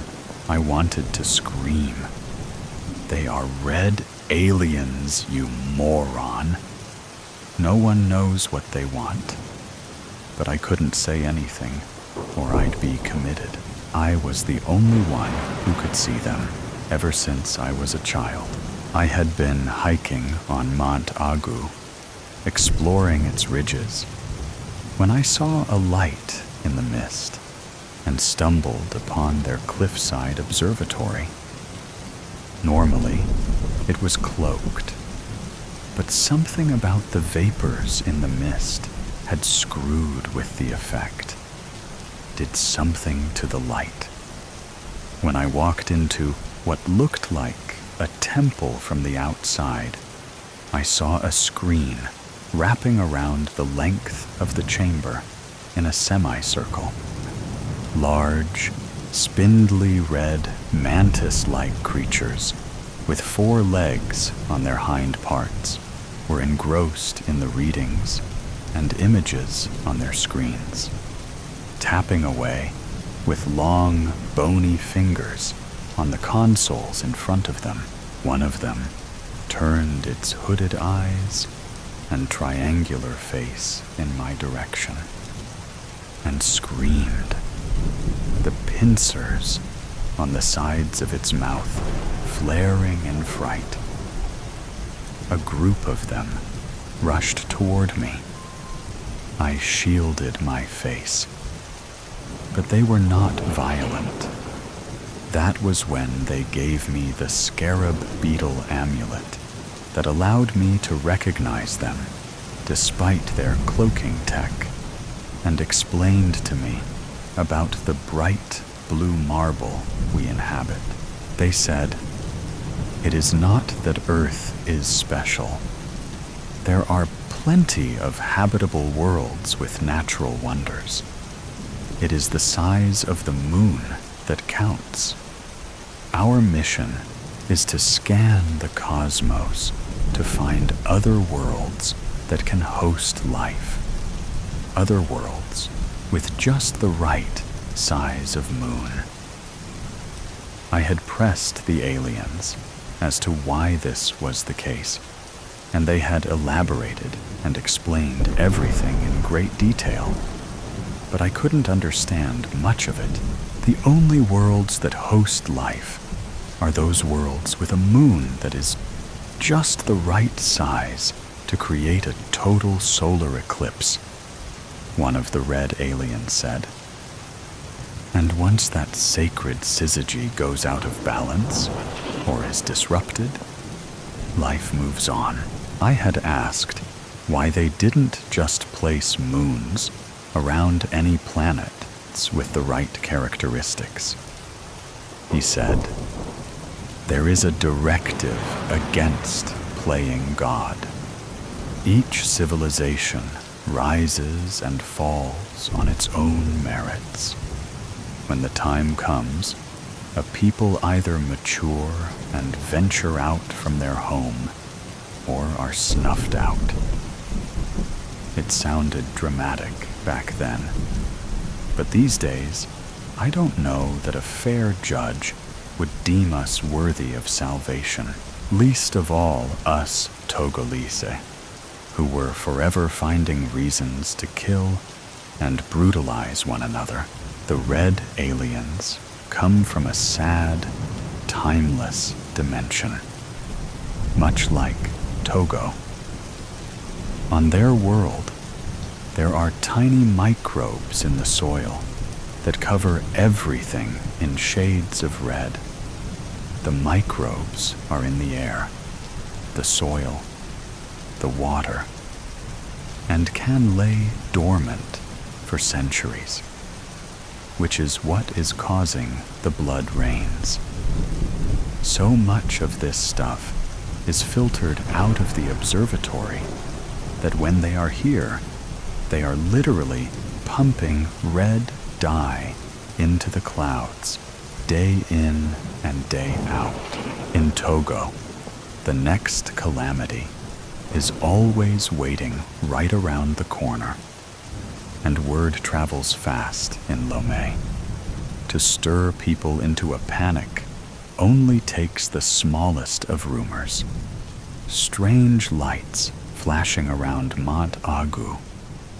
Tall, spindly men in strange clothing loitering in the market. Match that up with omens like blood rain and a lunar eclipse, and the entire populace was stewing with anxiety and murmuring up a storm. Especially Uncle Coffee. It was great for the priests. But you know what terror and intrigue is bad for? Selling vegetables and fattening cows, and for all of the divination and soothsaying about how the bloodshed of decades gone by would be punished unless the land was purified. How those cries reaching to heaven would compel the Almighty to blot out the sun. Despite all of that, all this voodoo accomplished was to tear into old wounds and inspire fresh political violence. Everyone in the suburban villages and the slums blamed someone for their troubles and sought protection or aid from the priests. The radicals blamed the Union Party and the rich Kabyé tribe for subjugating the masses and censoring speech. For this and for that, and prayed for their downfall. The Union Party blamed the radicals for deceiving the public with lies and doubled down on censorship. And the disputes were much the same in the suburbs. Each side thought the other evil. Each side saw the issue as one-sided, good versus evil. In a way, each side was right, and each side was wrong. And our people, splintered in 1,000 factions, with no unifying principle, pointed fingers at each other, much the same as our governors did, and old feuds spilled out into bloodshed. And Yahya had sent a man to tell Uncle Kofi he'd be coming to the ranch the next day, and it was time we cleared out. I gripped the crumpled notice in a tight fist and looked up at the stranger. The red alien at my vegetable stall in the Lomé Grand Market grabbed one of my best okra plants and gave it a once-over, not knowing I could see through his disguise. "How much for one of these?" he asked in French. "Why are you here?" "I am looking for vegetables to thicken a stew." "Cut the shit," I said. "We've been having blood rain for the past 2 months. The red alien laughed heartily. "It's just from dust kicked up into the atmosphere from a dust storm. For 2 months? Dust doesn't take 2 months to settle. Maybe it is some kind of algae, like a red tide. It stained all my white clothes. It burned the leaves off the trees. People are using it to tattoo skin." "What do you think it is?" "I know what it is. Red alien bugs. What else?" His buggy eyes bulged, and his forehead furrowed. Then he settled into realization. "You're her. You're Dora Igwe. Dora the Explorer. The one who found us, in the flesh. Do you want to come watch the eclipse with us?" "Why would I do that?"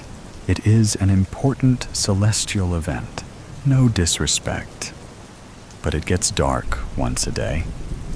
It's called night. I really don't get the novelty." "You wouldn't, would you?" "I guess it's like the suddenness of the enveloping darkness. It is metaphorical. Sometimes, you know, it is later than you think." "What's that supposed to mean?"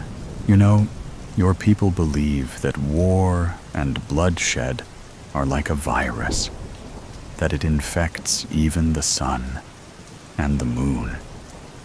And when the sun and moon get to quarreling, that brings about the eclipse, a final warning to change your ways." Those are just Batamaliba folk stories. They say the first mothers, Puka Puka and Kuyekok, told the villagers that the darkening of the sun was a warning to make amends for old feuds and live in peace, and the light will return. You are a spacefaring team of scientific explorers. You know this is an astrological, mathematical event. It has nothing to do with violence. Don't be so sure, child. There is much you do not understand. As the red alien turned and walked up the long, dusty road to the forest switchbacks, he turned and said, "Come watch with us, if you want." In the observatory, we waited for the eclipse.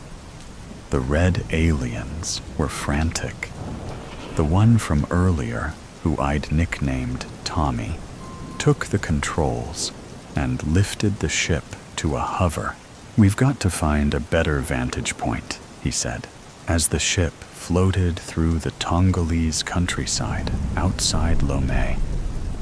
I could feel the eerie shadow chasing us down. The sky was full of fast-moving clouds, and a low mist hung to the valley floor, slinking down the mountain slopes and resting on the fields. The ship came to rest in Yahya's grazing lands, and the moon obstructed the sun. The red aliens gasped with a sound like the whistling of the wind. Like I said, though, I'm not superstitious. The whole thing seemed a bit overblown to me, but there it was, the total eclipse. A black orb with the faintest halo of red, set against a black, overcast, and moonless sky. Tommy turned to another red alien, who I'd known for years, and had nicknamed Freddy, and said, "The satellite has started moving too close. It is only a matter of time now. Isn't everything?" Freddy asked. "Hey, what is he talking about?" I asked. "Don't you worry, child," Freddy said. "When the time has come, it will all happen very quickly. She doesn't know we are here for the moon," Tommy blurted out. "It is just the right size for the colony in HD 1106-7, Freddy said. Freddy made a gesture to shush him, but it was too late. I had heard it. So, for all our worries about our earthly disputes, this was what the end of the world looked like. At least I wouldn't end up being homeless. That had been the thought I'd been obsessing over for days. I went to look out the back window, and it was just like Freddy had said. It was coming quickly. Yahya was in the cab, rolling the excavator toward the ship, and the dipper and bucket were swinging down and about to crash through the ceiling. The sound was deafening. Shards of metal and other materials rained down. Wires and diodes and mechanical pieces pelted our heads and the ground. The red aliens shrieked. Tommy was holding Freddy like a kid in a theater caught with an unexpected jump scare. I ran out in the fields, under the dark, moonless sky. Yahya raised the bucket over and over, caving in the roof of the ship and tearing huge chunks of the fuselage out into his fields. Yahya was smoking a Cuban cigar, and I could hear him yelling, "Serves you right, trespassers." I guess a similar thing would happen soon to our ranch house, in the family for 5 generations. Maybe the barn, too. That seemed to be the way of things, to tear down the old to make way for the new. Especially here in Togo, Tommy made it out of the ship only to be met by the blast of a shotgun. "Got one," Yahya shouted. I just watched, frozen. The blast tore Tommy's torso nearly in half, felling him. The blood poured and oozed out onto the dark fields. The pool of blood was red, just like ours. I guess, however different we are on the outside, maybe all living things bleed red. We are a thirsty bunch, the living, hungering after that red nectar, to stir it, to shed it, to pool it, and collect it. Then Yahya turned to me and pointed the shotgun at my face. "Run," he said. "Get off my land."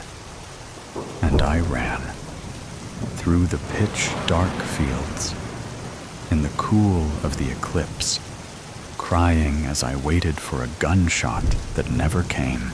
Yahya yelled after me, "Enjoy your home while you can.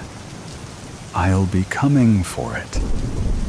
And he laughed, a bellowing stomach laugh, an eerie, chortling, bone-chilling laugh, inevitable, unquenchable, soulless. And as I ran, tripping on rocks, legs cut by tall grasses, I saw sirens in the night. At least 12 SUVs, the Gendarmerie Nationales, the National Guard. They were coming for Yahya, alerted by the gunshots and the carnage. A tall, friendly Fed with a pock-marked face jumped out of one of the vehicles and tried to grab me. "It's okay now. We've got this," he said. But I wrestled away from him. As I made it to the clearing and the dirt road, I dared a glance back at the haloed specter of the eclipse. I hoped Uncle Kofi would be back at the kitchen table, waiting for me with some vegetable soup, blissfully impervious to the warring entities ravaging our lands. The blood rains fell in a torrent, coating the dirt road in a river of blood. I guess not all monsters are created equal. Ours take life without reason or remorse, just because they can.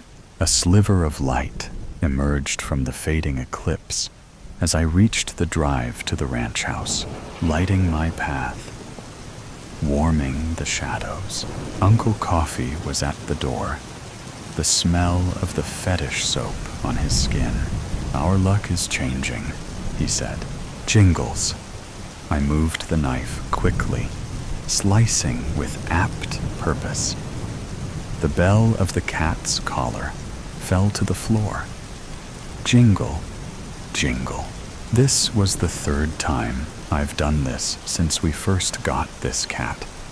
I just can't stand the jingling of the collar, and I wanted it to look like the cat had somehow clawed it off, or had rubbed it against something outside, causing it to scrape off.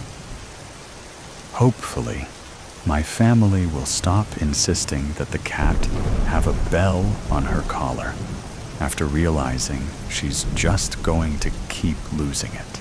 Nothing against the cat, of course. Each time I cut that bell off of her collar, she just looks up at me curiously, possibly even thankfully, as if she too can't stand the sound of its jingling.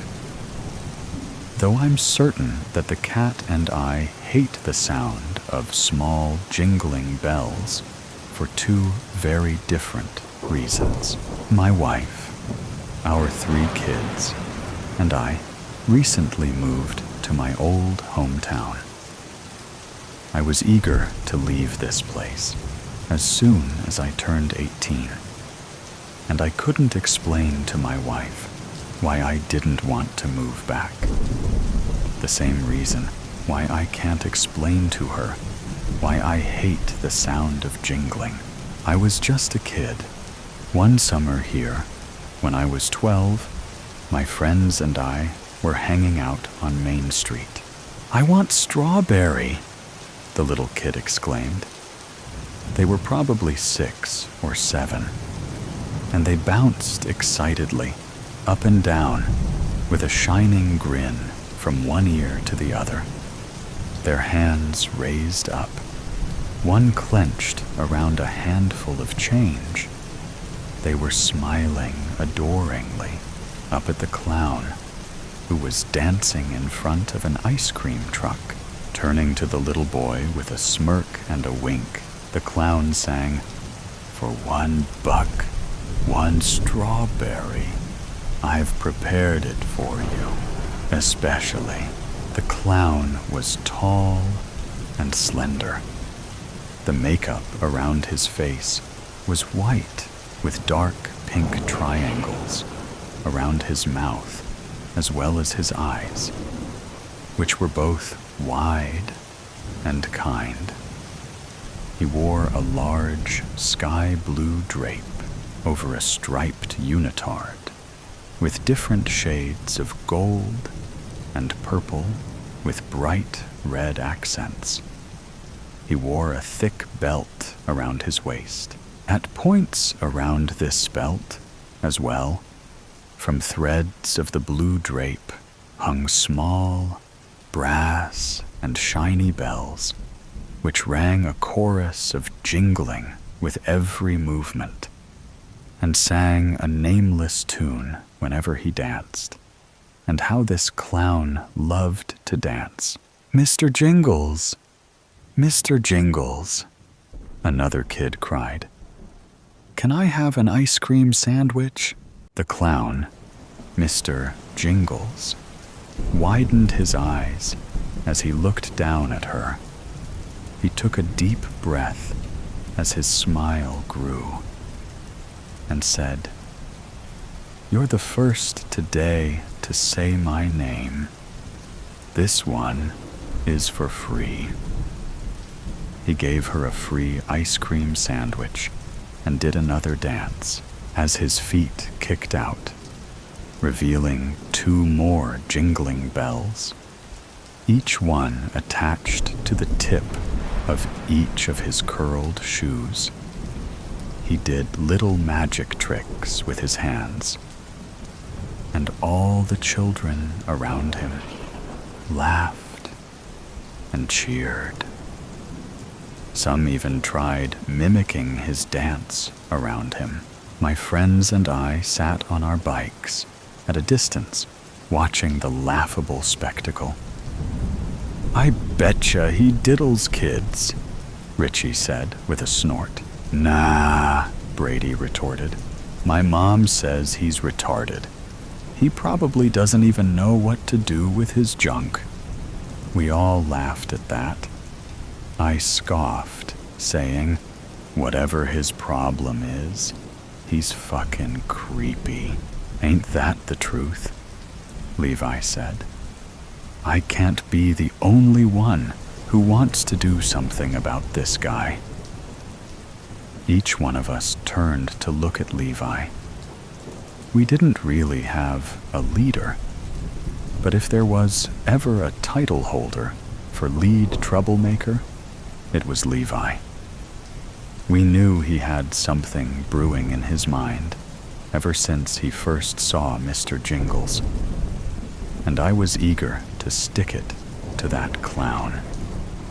"What you thinkin'?" I asked, a mischievously wide smile growing on my face. "Simple," Levi said coldly. "We fuck with the clown until he leaves, and we make sure he stays gone." I had the simple job of distracting the clown. I thought this was the dumbest role placement in the history of pranks, seeing as I was never much of an actor. So when I walked up to Mr. Jingles, I just did what first came to my mind and started asking questions.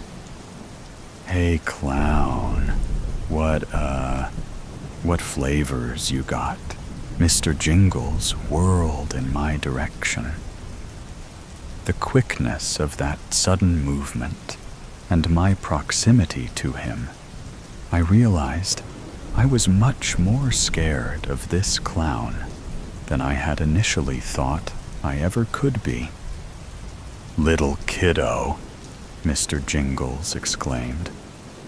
"I've got flavors to match the rainbow."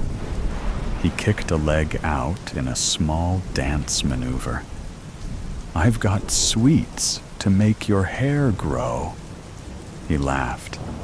"I've got strawberry and chocolate, and long as you've got your wallet, I've got vanilla and mint, with a flashy green tint. There's pistachio and Neapolitan, but try not to get it on your chin." He laughed and chuckled, and that innocent sound within it made me start to think that maybe he didn't deserve to get ran out of town. I couldn't explain it, but he soothed me. All the fear and enmity I felt towards the clown seemed so unjustified now. But it was too late. Richie and Brady started banging against the hood of the ice cream truck while making guttural monkey noises. Mr. Jingles turned, his wide smile melting away in a thin line of confusion. He walked over to my friends, saying, "Heyo, kiddos, how about and was cut off when the truck's engine started. The clown's head turned, and his mouth opened to a wide O of shock as he looked through the windshield. Levi was in the driver's seat and had turned on the truck.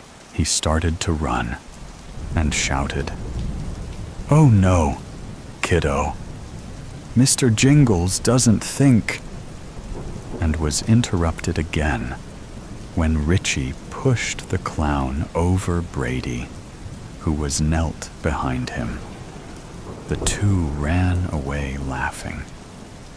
I was about to run too, and that's when I realized that Levi had more planned for what was meant to be a spread-out string of pranks on Mr. Jingles.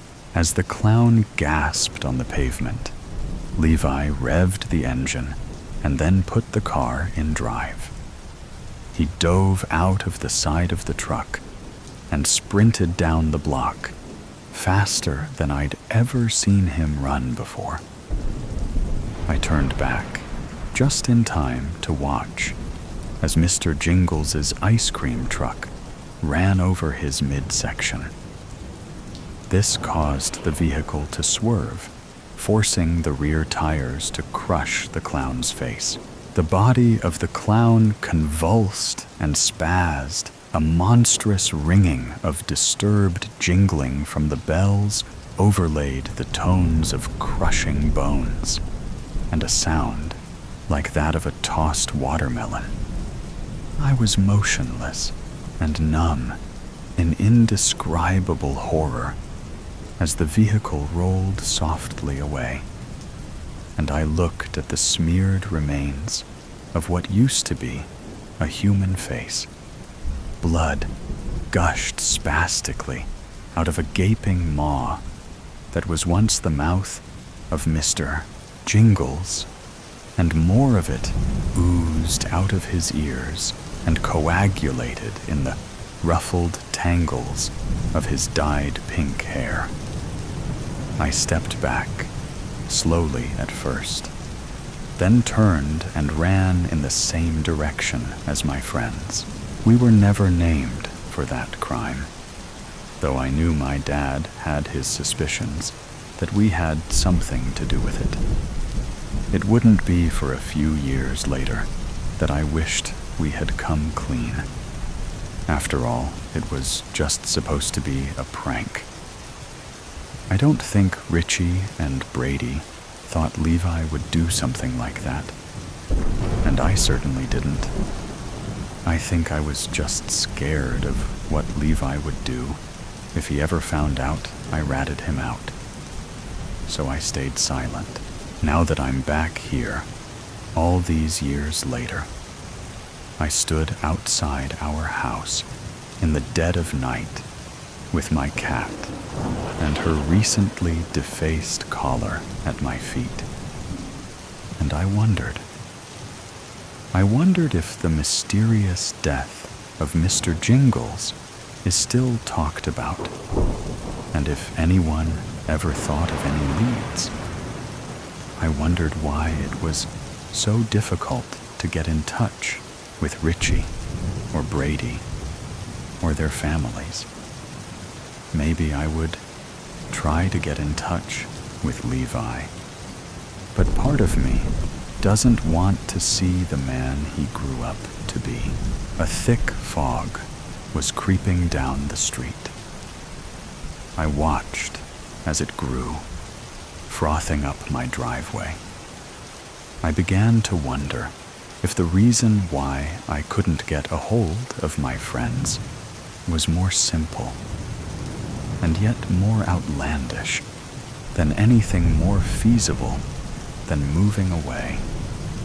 The fog had reached my feet, and the cat meowed frightfully, and with a hiss ran somewhere behind the house. But here I stood, watching the wall of unnaturally decisive fog move towards and envelop me. I stood here, waiting for what I knew I had been due for some time. I know it wouldn't matter if I tried to run from it or not, because I'm here in this town, and the consequences of my part in a joke gone wrong are here to greet me. Through the thick fog, I can hear the distorted sound of an ice cream truck's song approaching, and through the fainted beat can be made out the cacophonous ringing, as if some pair of jingling bells attached to two slippered feet. Jingle, jingle, a belly full of apples. Well, explain to me what it was doing on the tree if I wasn't meant to eat it. I had a long, hard day, Adam.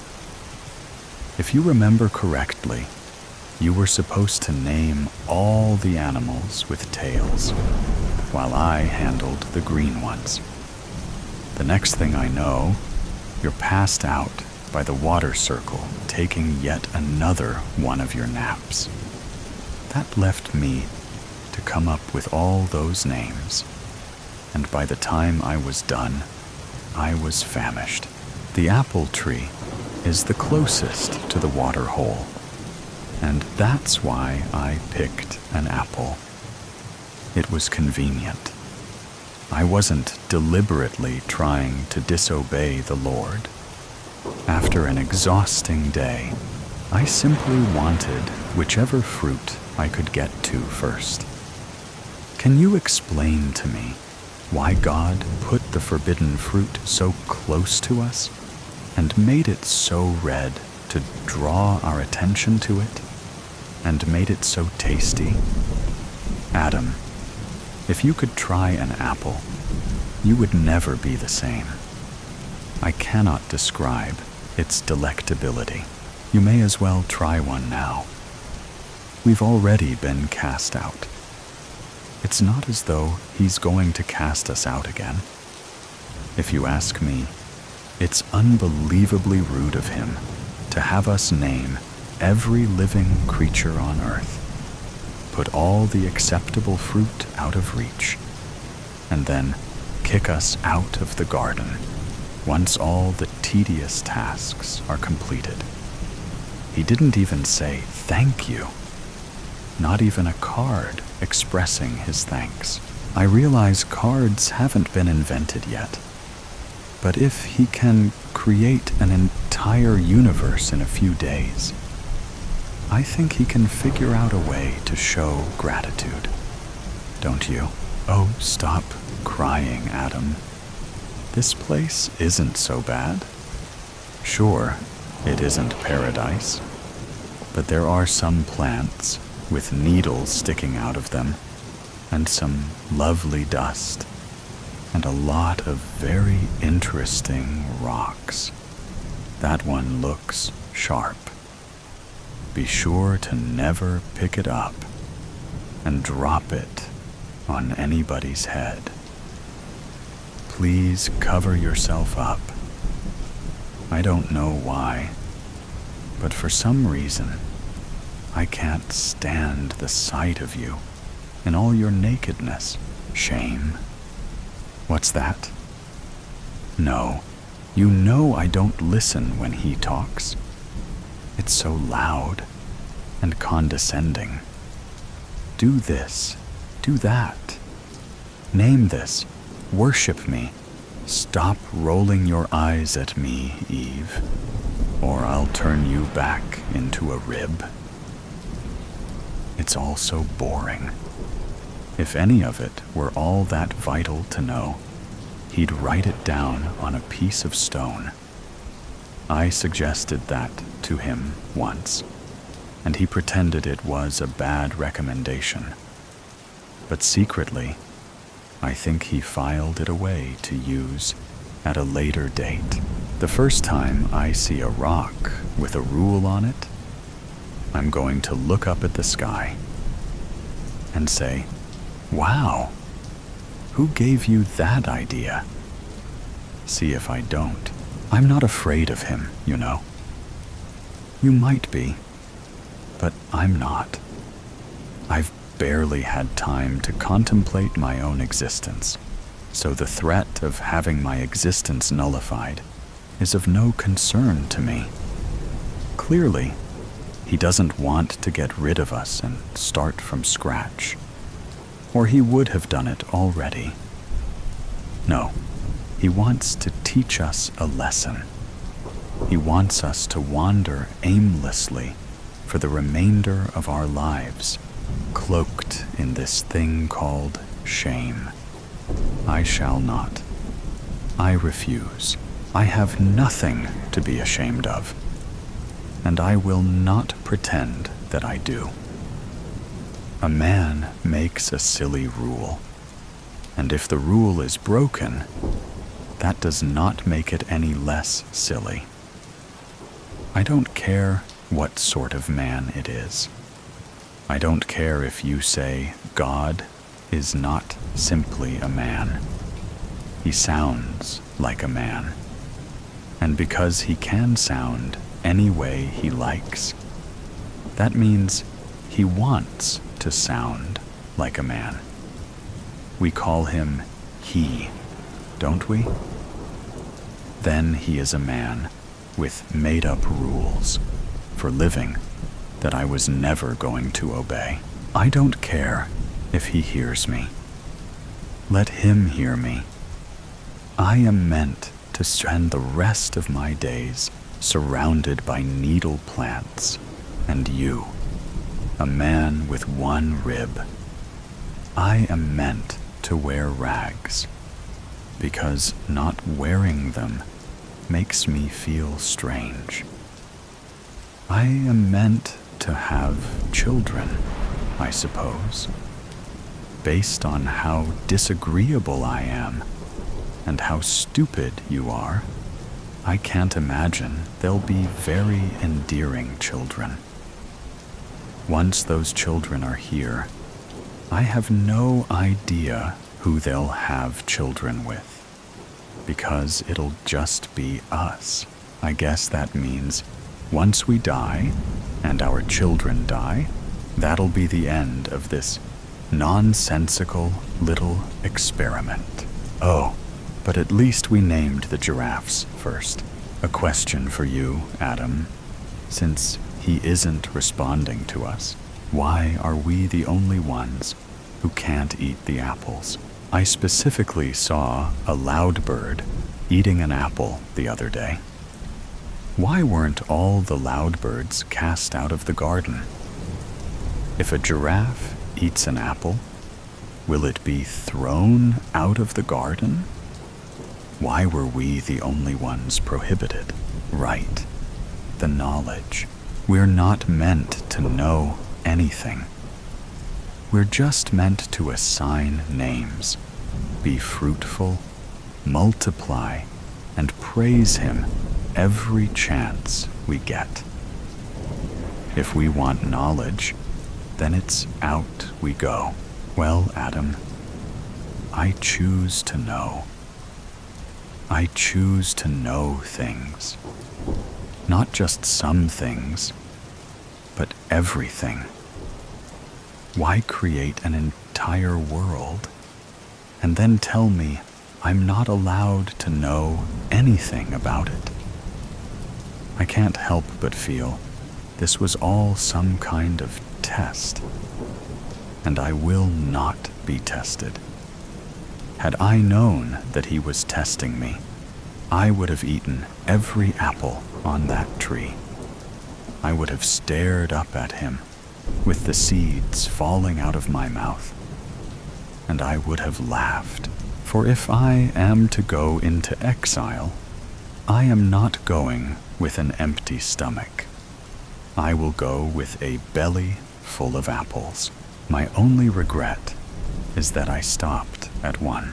I will not feel badly about you being punished for something I did either, because I have been punished many times over for you, for your laziness, for your superiority complex, for the way you smell at night when you are pressed up against me.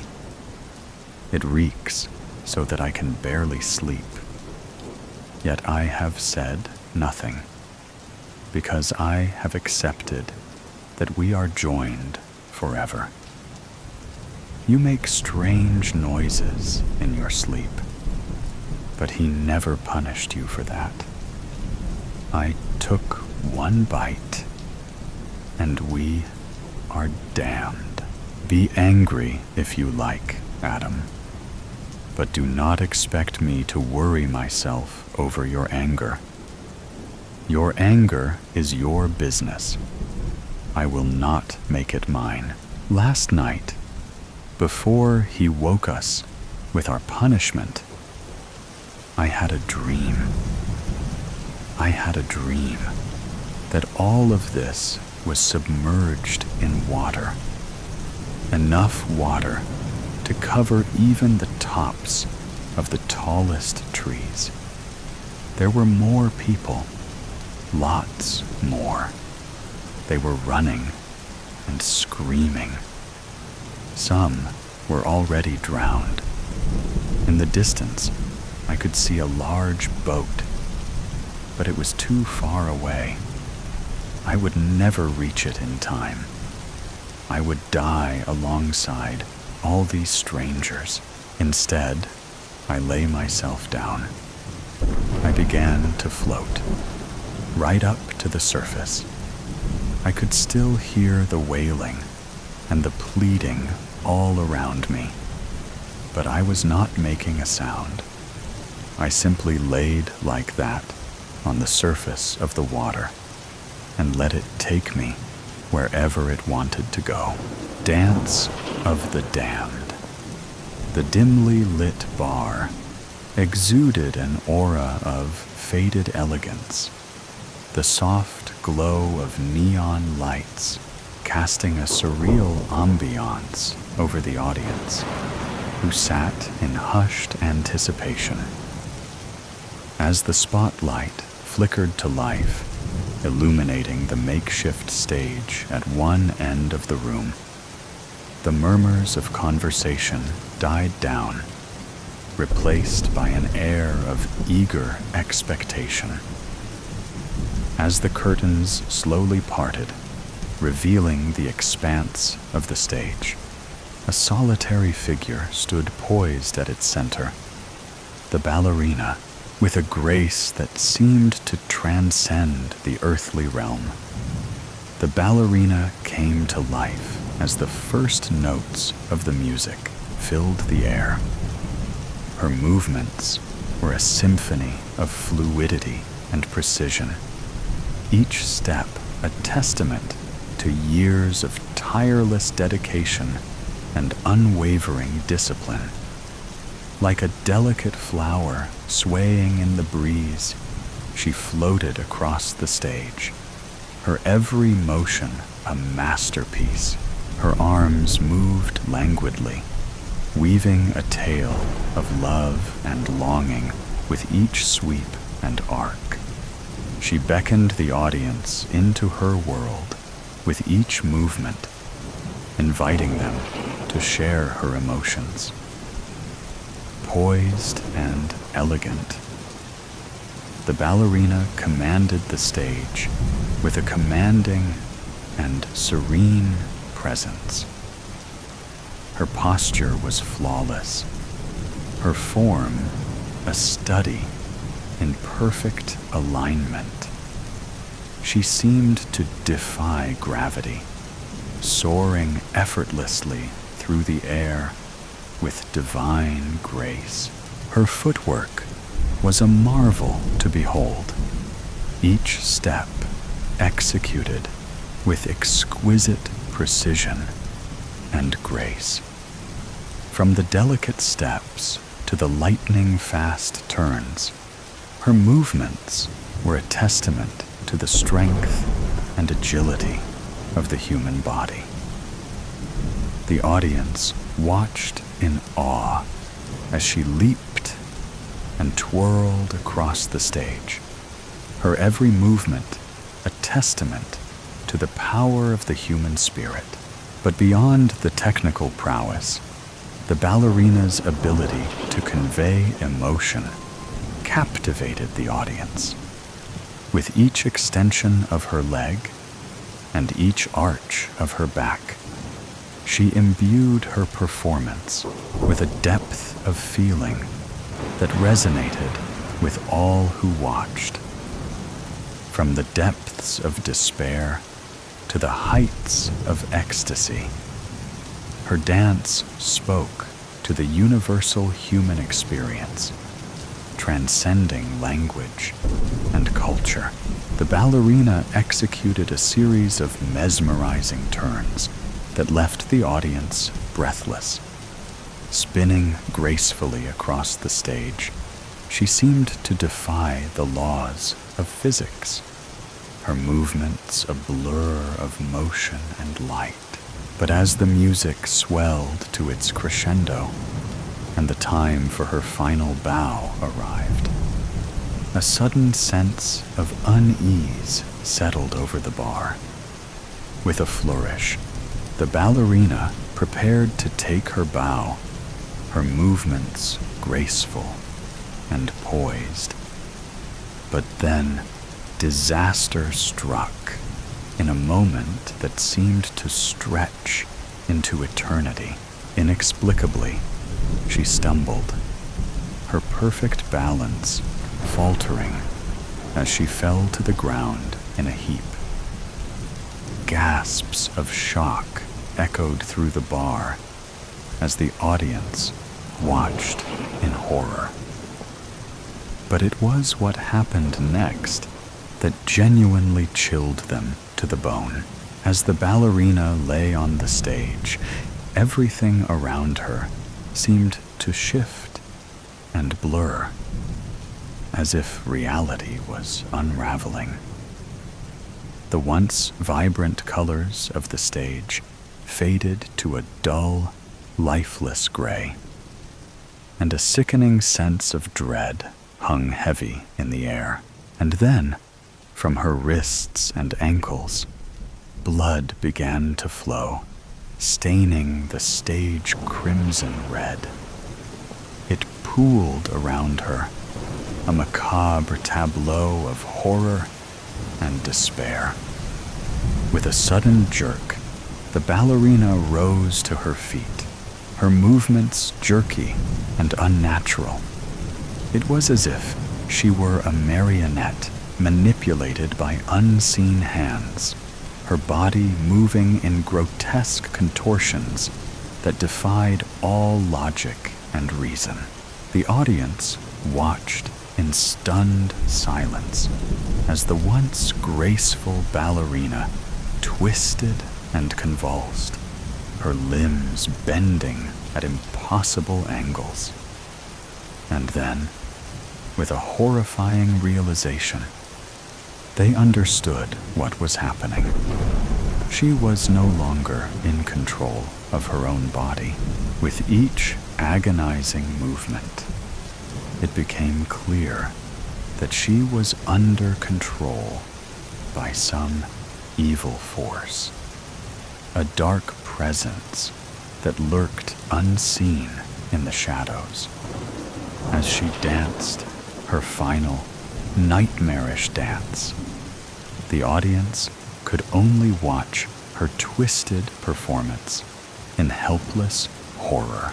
They knew they were witnessing something more sinister than a dance. They saw the manifestation of pure, unadulterated evil, a force beyond comprehension that had seized control of the ballerina's soul. As the ballerina rose from the stage floor, her once graceful movements became grotesque spasms of pain and fear. With each jerky motion, her bones fractured and splintered, and the sickening sound of snapping echoed through the bar like a macabre symphony. Her limbs twisted at unnatural angles, each movement a torment of agony that etched lines of suffering onto her pale, sweat-drenched face. Her eyes, wide with terror, pleaded for release. Still, her mouth was closed by wire that had inexplicably wrapped around her lips, sealing them shut with cruel finality. Blood dripped from the small holes punctured by the wire, staining her pristine costume with crimson droplets. With each convulsion, her skin ripped, revealing raw, red flesh beneath. The air was thick with the metallic scent of blood and the sickening stench of decay, a suffocating fog that enveloped the stage in a shroud of horror.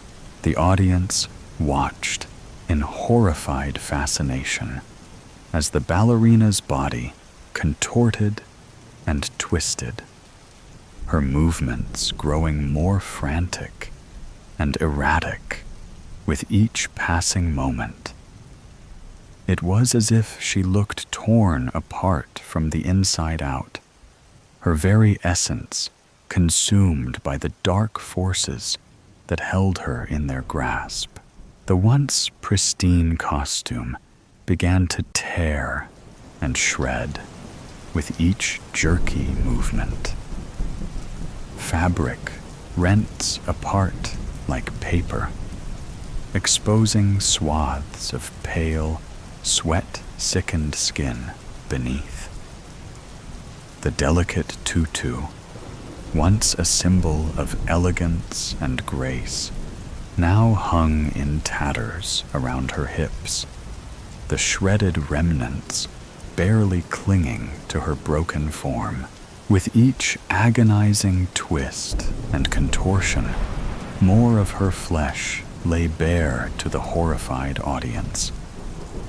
The delicate lace and satin that had once adorned her body now lay in tatters on the stage floor, a grotesque parody of the beauty that had once been. And as the last shreds of fabric fell away, the ballerina stood naked and exposed before the stunned onlookers. Her body, once a vision of perfection, was now marred by bruises and welts, the result of the unspeakable torture she had endured. The audience, pinned to their chairs by a mixture of terror and morbid fascination, could only watch in horror as the ballerina's broken form was laid bare before them. There was nowhere to look and hide from the gruesome spectacle unfolding on stage. Everyone was dressed like ballerinas and knew they would dance on that stage. They wanted to run, but couldn't move, as an invisible force controlled them. As the ballerina's tortured dance finally came to an end, the audience was left to grapple with the horrifying images that had seared into their minds, a grim testament to the depths of depravity that lurked within the shadows of the human soul. And then, with a final, gut-wrenching spasm, she collapsed to the ground in a heap of broken bones and shredded flesh. Her once beautiful form stood reduced to nothing more than a grotesque pile of meat and bone, a haunting reminder of the horrors that lurked beneath the surface of reality.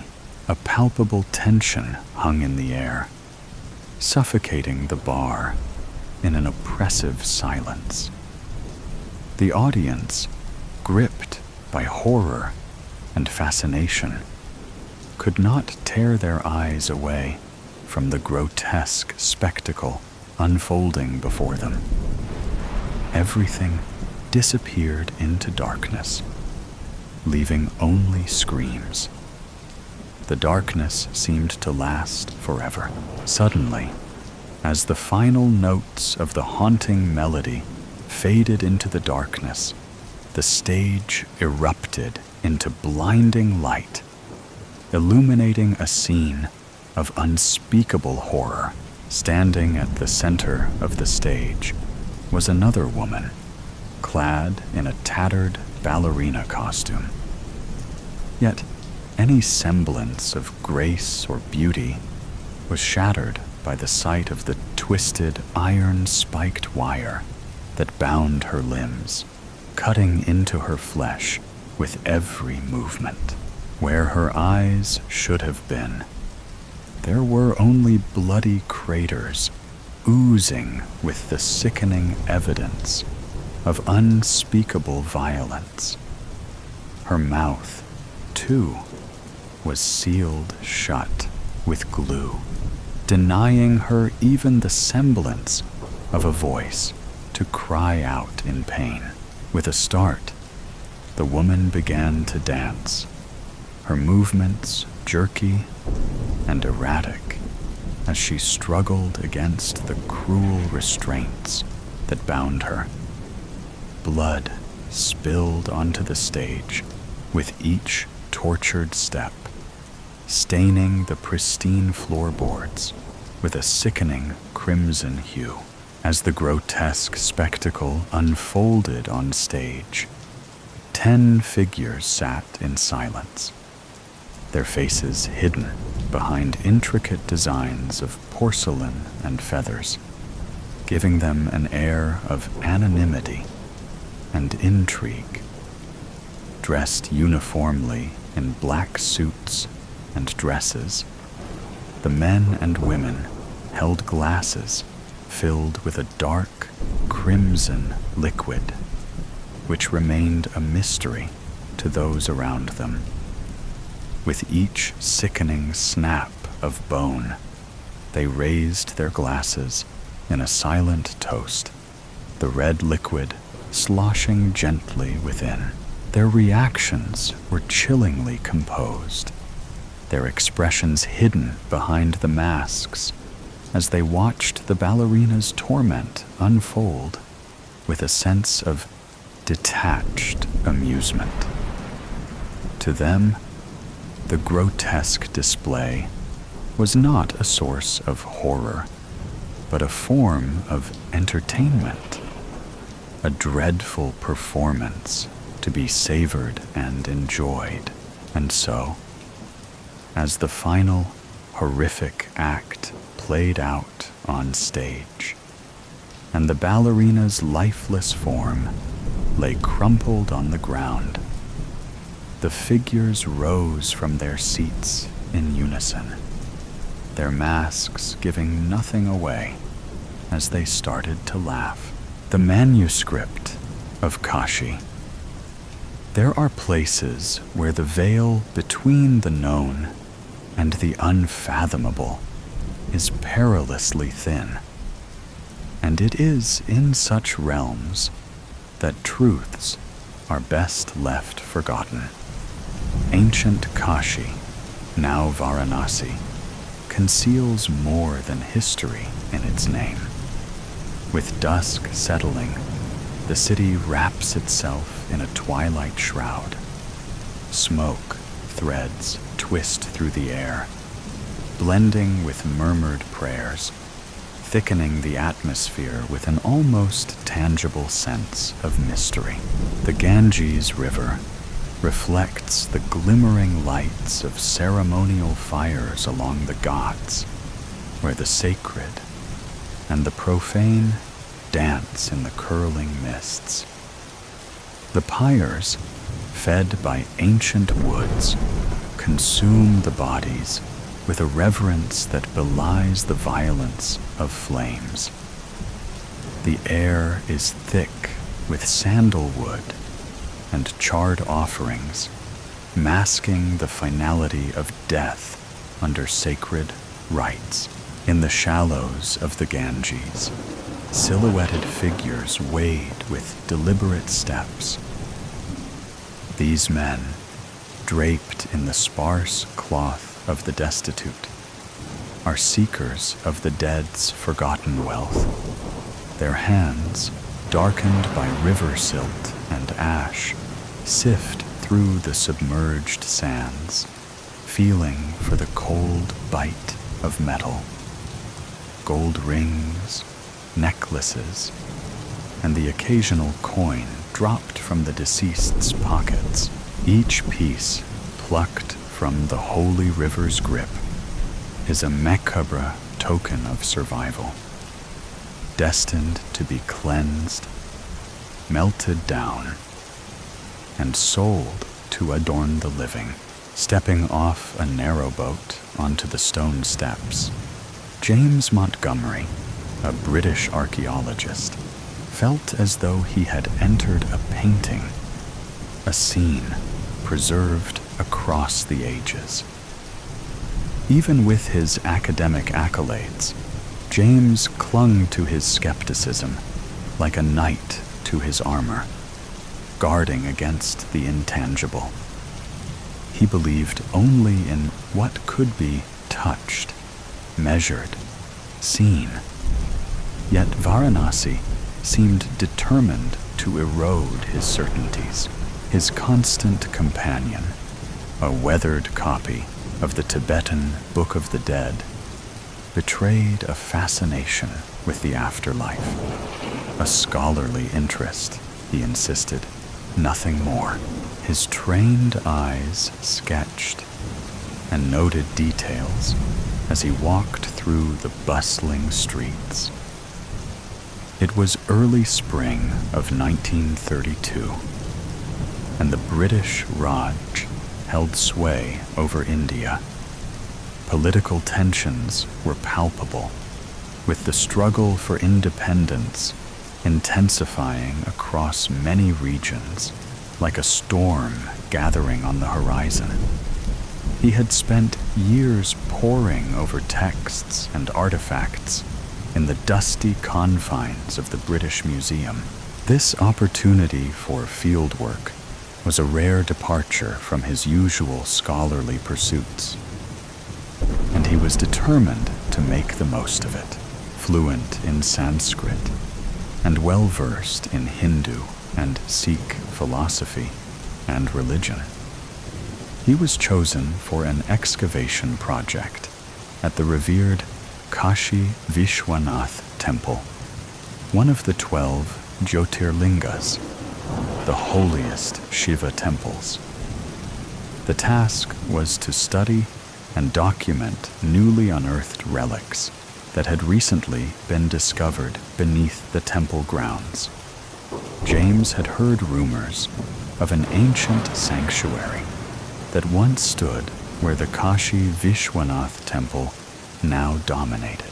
Scholars had long debated its origins, speculating that it might have been dedicated to Vishnu and built during a time when the city was a flourishing center of Vaishnavite worship. This prospect excited him not only for its historical significance, but also for the professional acclaim that such a discovery would bring. James adjusted his satchel and stepped toward the temple, his eyes scanning the intricate carvings with a critical eye. Agoras, an ascetic sect known for extreme Hinduism, roamed the temple grounds. Ignoring the incense and chants, he focused on the worn stone steps, tracing the passage of countless feet over centuries. His fingers brushed against the ancient stone, lingering longer than necessary. His distrust, a fortress against the unknown, was built brick by brick from his strictly rational upbringing. His father, a staunch scientist, had always dismissed anything that couldn't be quantified or measured.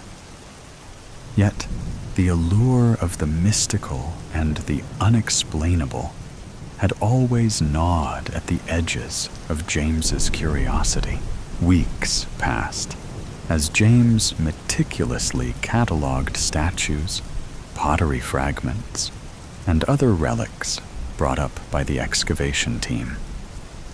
He spent his days under the relentless sun, and his evenings in quiet reflection, poring over his notes and comparing them with historical texts. The heat, the dust, and the ceaseless hum of the city created a backdrop of sensory overload, grounding him in the present even as he delved into the past. The distant sounds of political rallies and protests occasionally broke the monotony, reminding him of the larger currents of change sweeping the nation. One afternoon, Pandit Sharma, the temple's priest and scholar, approached James with a bundle wrapped in cloth. Earlier, workers had found it deep within the temple sanctum, and now, silhouetted against the glaring sun, he carried it with a solemn grace. "What have you there, Pandit Sharma?" James asked, dusting his hands off as he stood. The Pandit paused. "This manuscript was among the items uncovered today, Sahib. The workers thought it prudent to bring it directly to me." James raised an eyebrow. "May I?" he asked, reaching out. Pandit Sharma hesitated for a moment before handing it over. "Of course, Mr. Montgomery." It was a weathered leather manuscript. The cover was adorned with unusual mandalas and arcane symbols. Intrigued, James carefully opened the manuscript.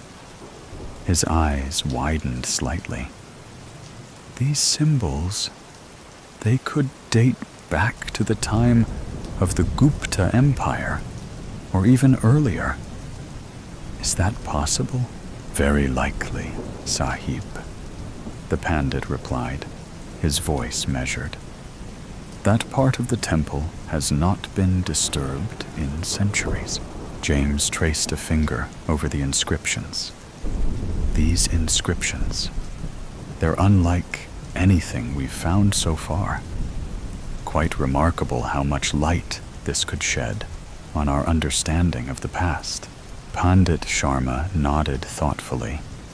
Yes, it sheds light on forgotten chapters, but even a small light can cast long shadows. James paused, considering the Pandit's words, then smiled slightly. I am not merely here to unearth the past, Pandit Sharma. I aim to awaken it. Pandit Sharma met his gaze, a hint of understanding in his eyes. Be mindful, Sahib. Awakened pasts can have lives of their own. James's smile grew. Precisely, Pandit. He then glanced up, a touch of condescension in his voice. You're done here. Thanks. With a slight nod, Pandit Sharma turned and walked away, leaving James alone with the manuscript. As James deciphered the text, his breath caught. The manuscript chronicled his life with chilling precision, like a mirror reflecting his deepest secrets. Determined to uncover the manuscript's origins, James carefully closed the ancient pages and clutched it to his chest. He approached one of the workers from the excavation team, asking about the manuscript's origins. They confirmed it had been unearthed from a chamber beneath the temple, near an older sanctuary, possibly dedicated to Vishnu, the preserver of time and destiny. James couldn't believe his luck. This find suggested a time when Vaishnavism thrived in Varanasi, possibly before Shaivism took prominence. Archaeologists had searched for this temple for decades, and here it was, right under his feet. His professional hubris soared. He would be the one to unveil its mysteries. The excavation sparked heated debates among local authorities and religious figures.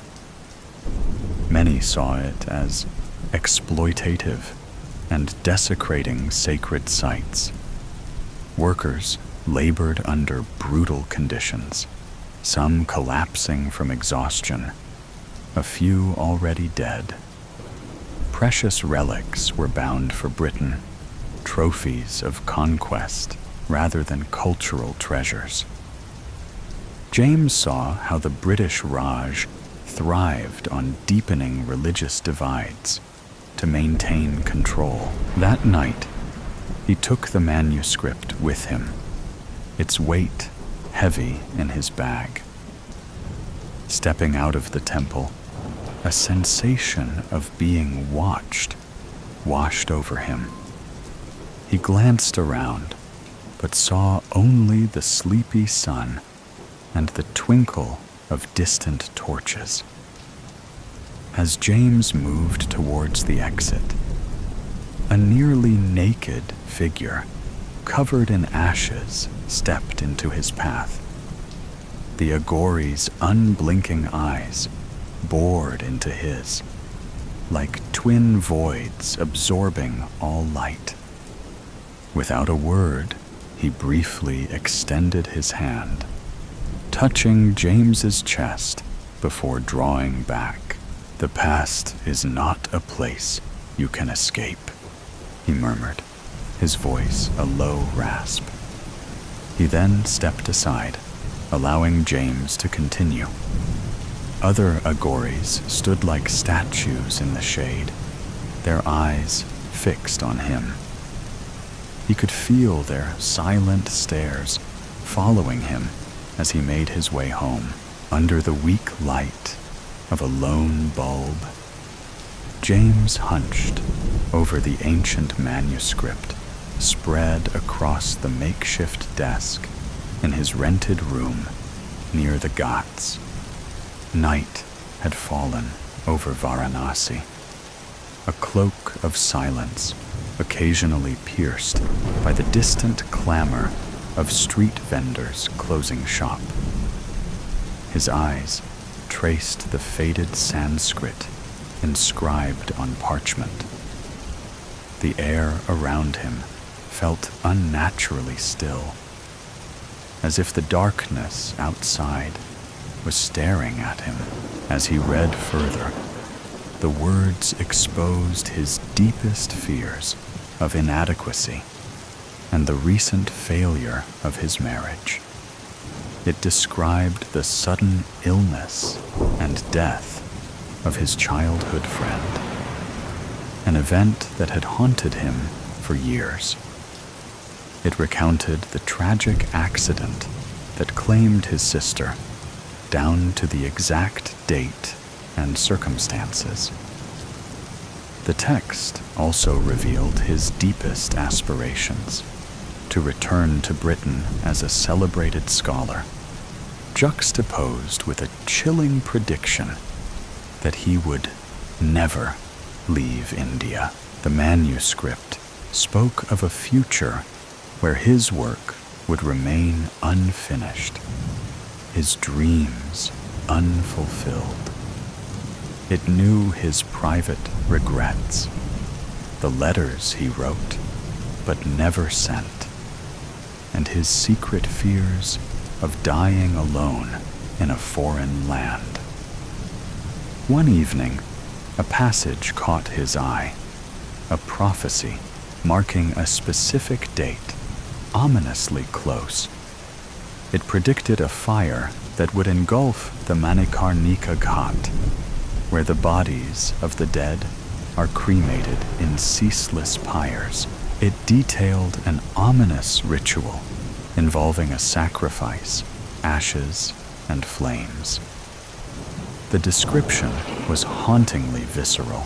A growing sense of paranoia marked the days that followed.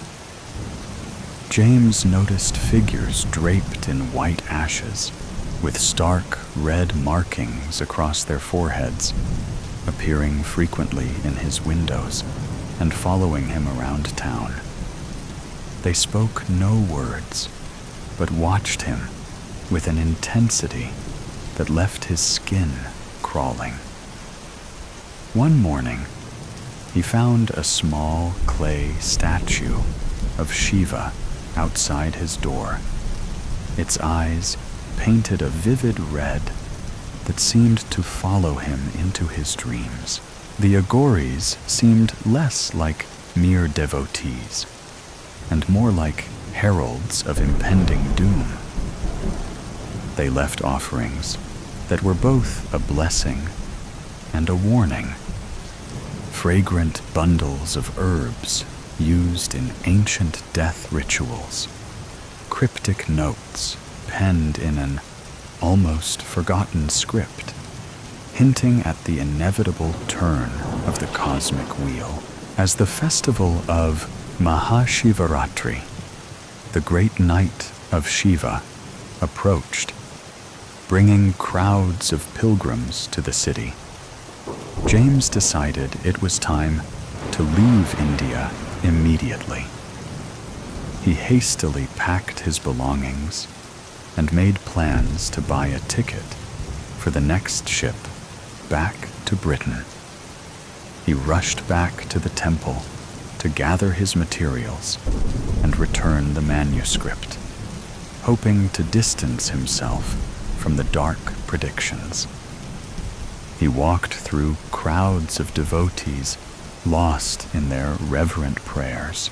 Behind him, the procession of silent Agoris maintained their vigil. Beyond mere observers, they seemed to usher him toward a destiny he had yet to comprehend. Pushing open the chamber's heavy stone door, the manuscript in his bag felt like a living heart beating in sync with his own. A heart that felt, with dreadful certainty, the true nature of the cycle it was bound to. He sensed the followers just beyond the doorway, their silent presence pressing in on him. The musty smell of the ancient parchment mingled with the faint scent of incense. He gently put down the manuscript, but the intricate symbols and diagrams evoked an overwhelming familiarity. The memory of his mentor, Dr. Robert Astor, came unbidden.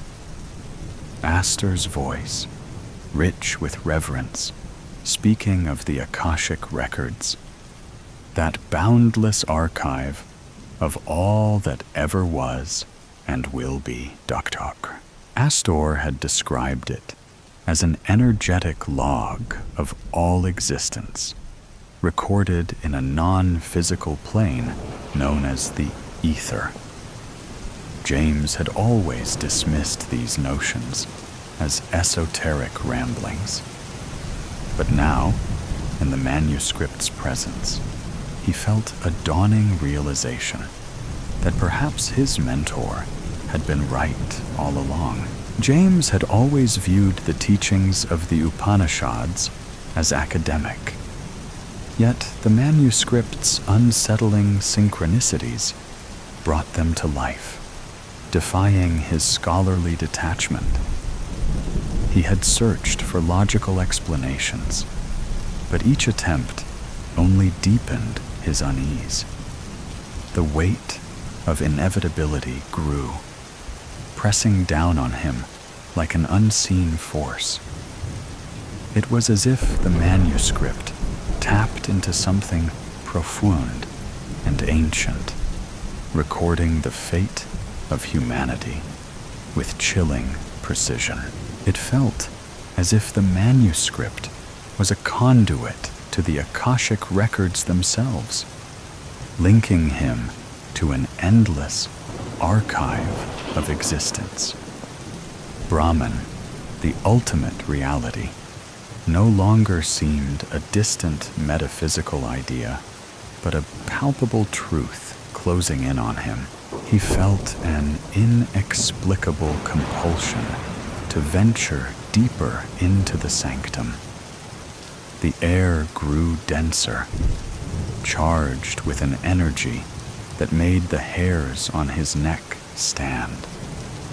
Intricate mandalas adorned the walls, their interlocking patterns subtly swirling, almost alive, drawing him further in. The sense of an unseen force grew more intense, a nearly tangible presence pressing in from all sides. Then, at the heart of the sanctum, James encountered the Timeless One. The entity had no definitive form, appearing as a floating mandala, a geometric figure of shifting forms and glowing light that seemed to be everywhere all at once. An irresistible pull gripped him, his feet moving of their own accord, drawing him into the heart of the mandala. Stepping into it, James found himself in the vast library of the Akashic records, where every event, thought, and possibility was cataloged in endless corridors of knowledge. Shelves stretched beyond sight, each filled with tomes of every life that had ever been and ever would be. He walked through the library, his fingers brushing against ancient scrolls. Each revealed a different path he could have taken, yet all led back to the mandala's center. Every choice, every action had led him here. James encountered visions of his life as he drifted through the Akashic records. Moments of joy and sorrow, triumph and failure. He saw himself as a child, staring wide-eyed at the night sky, dreaming of its mysteries. He saw his younger self, full of ambition and determination, seeking to unravel the secrets of the past. And he saw his present self, standing at the threshold of cosmic enlightenment, poised to transcend the limits of human understanding. The realization struck him with profound clarity. The illusion of Maya unraveled before his eyes. James's lingering self, a fragile residue of his identity, resisted the truth. He saw himself standing at the edge of the void, the vast expanse of the Akashic records stretching before him. With a final, desperate act of surrender, he let go, allowing himself to fall into the mandala's center. The geometric patterns converged into a blinding point of light. And in that light, the true nature of the universe was revealed to James. The boundaries of his being faded away, replaced by the infinite expanse of the cosmic order. Enlightenment and terror walked hand in hand through his psyche as he became one with the eternal truths that had tormented him. Stepping out of the shining temple, naked and transformed, Agoras waited outside, eyes filled with reverence. Their chants, a deep hum of Om Namah Shivaya, rose and fell like the tide.